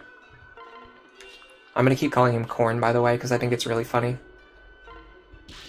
It's not, but I think it is. It's not funny at all, but I do think it is. And then we're going to sing. Odin's going to go back over here. Alright, so we want Nyx to get C rank in bows, which is extremely possible right now. We can definitely get it before Chapter 10. That's going to be hype. Then we also want Corrin to get D rank in axes. I don't think that's going to be possible in this chapter. But we can definitely get Nyx up. Like, this is pretty much free. We just need to attack, like, maybe one time. I actually don't want to use the Arthur pair up here because I want to make sure she gets more support points with Mozu. Yes, okay, that's all we needed. Our training arc for Nyx is basically done now. She's now going to have access to a weapon with higher base damage, and which scales off of her magic stat, and which can crit, and which can activate skills, which I don't know if she has any, but it's something, okay? Now we want to start grinding Corrin's rank. So let me see if there's a unit we can use for sandbagging purposes. Well, I guess Nyx herself would actually be a good option. Oh, also the C rank gives extra damage too. I forgot about that.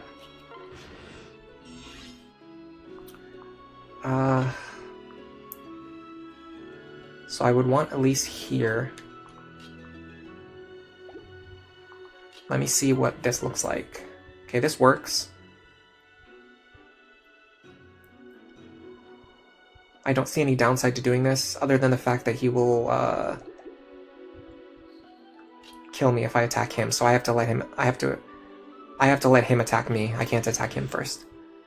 This is getting weapon rank onto Corrin while getting experience onto Odin. Those are the two currencies we need. Odin needs experience more. Corrin needs weapon rank more. So this works out for everybody involved. We'll do one more round of that. Just sandbag a little bit over here. Nice. Okay, now I'm actually going to swap their positions and see what Corrin's combat looks like. This is actually pretty fine. This will be 9 damage.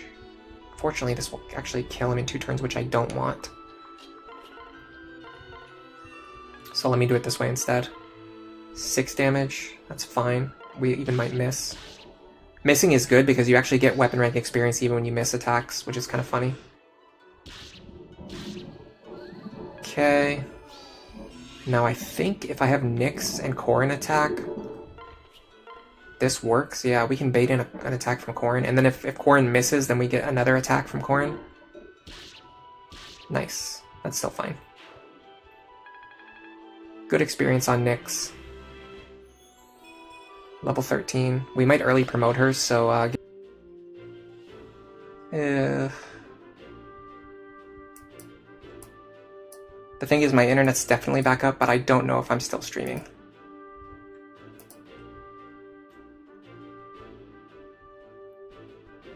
It's kind of annoying too because I wanted to use this footage for the stream. Okay, well, at the very least, I captured the remaining footage up until I clear the chapter, so that's good.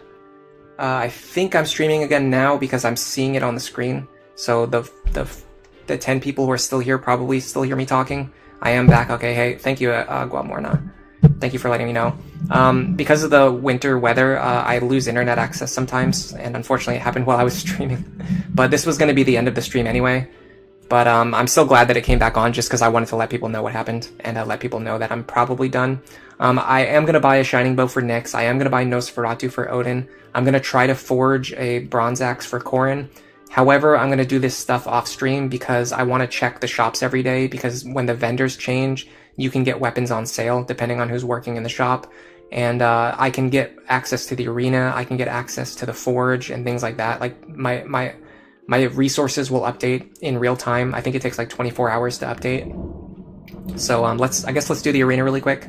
Yeah, it wasn't just you. My internet went down, unfortunately. Let's see if Nyx can win a battle. It's probably a stupid idea to do this without saving first, but hey. Her combat actually looks kind of good here. Arthur, of course, missing. That doesn't help. Okay. Yep. Thank you, Arthur. Thanks for missing twice. Cool. Okay. Well, I lost one of my stupid crystals. That's fun. And that's Arthur Gaming. That's why nobody wanted to draft him. Actually, there were a couple of people who wanted to draft him. I'm glad they didn't, though. I really don't like characters with really bad accuracy. You restarted your PC. Oh, I'm sorry. No, it was me. It's just a winter thing. I live in the north, so whenever it's winter, the weather gets really bad. Sometimes I just lose internet. All right. Thanks Divine Blade of Finality for being here today. Thanks Airhead. Thanks Enferesi. Thanks Jinx. Thanks Brittle Nobody. Let me bring up this chat. The browser's lagging again. I don't think that the internet went down again. I think my browser's just lagging. No. I wanted to check something before I said goodbye. All right, thanks Brutal Nobody, thanks Nicholas, thanks Jinx Jade. No, wait. Okay, thanks Otts, thanks Vivi Cool, thanks Skywing for being here today. Thank you, Le Funny Guy. I know there were more people here. And thanks Odd Panda for being here as well. Thanks to Teroxis for being here. I know there was a super chat. I want to find that. It was somewhere around here. Here it is. Yeah, thanks to Big Red for the super chat. And that's it. It's pretty late here, so I'm going to go to bed. For now, enjoy the rest of your day or night, depending on what time it is there. Thanks, everybody.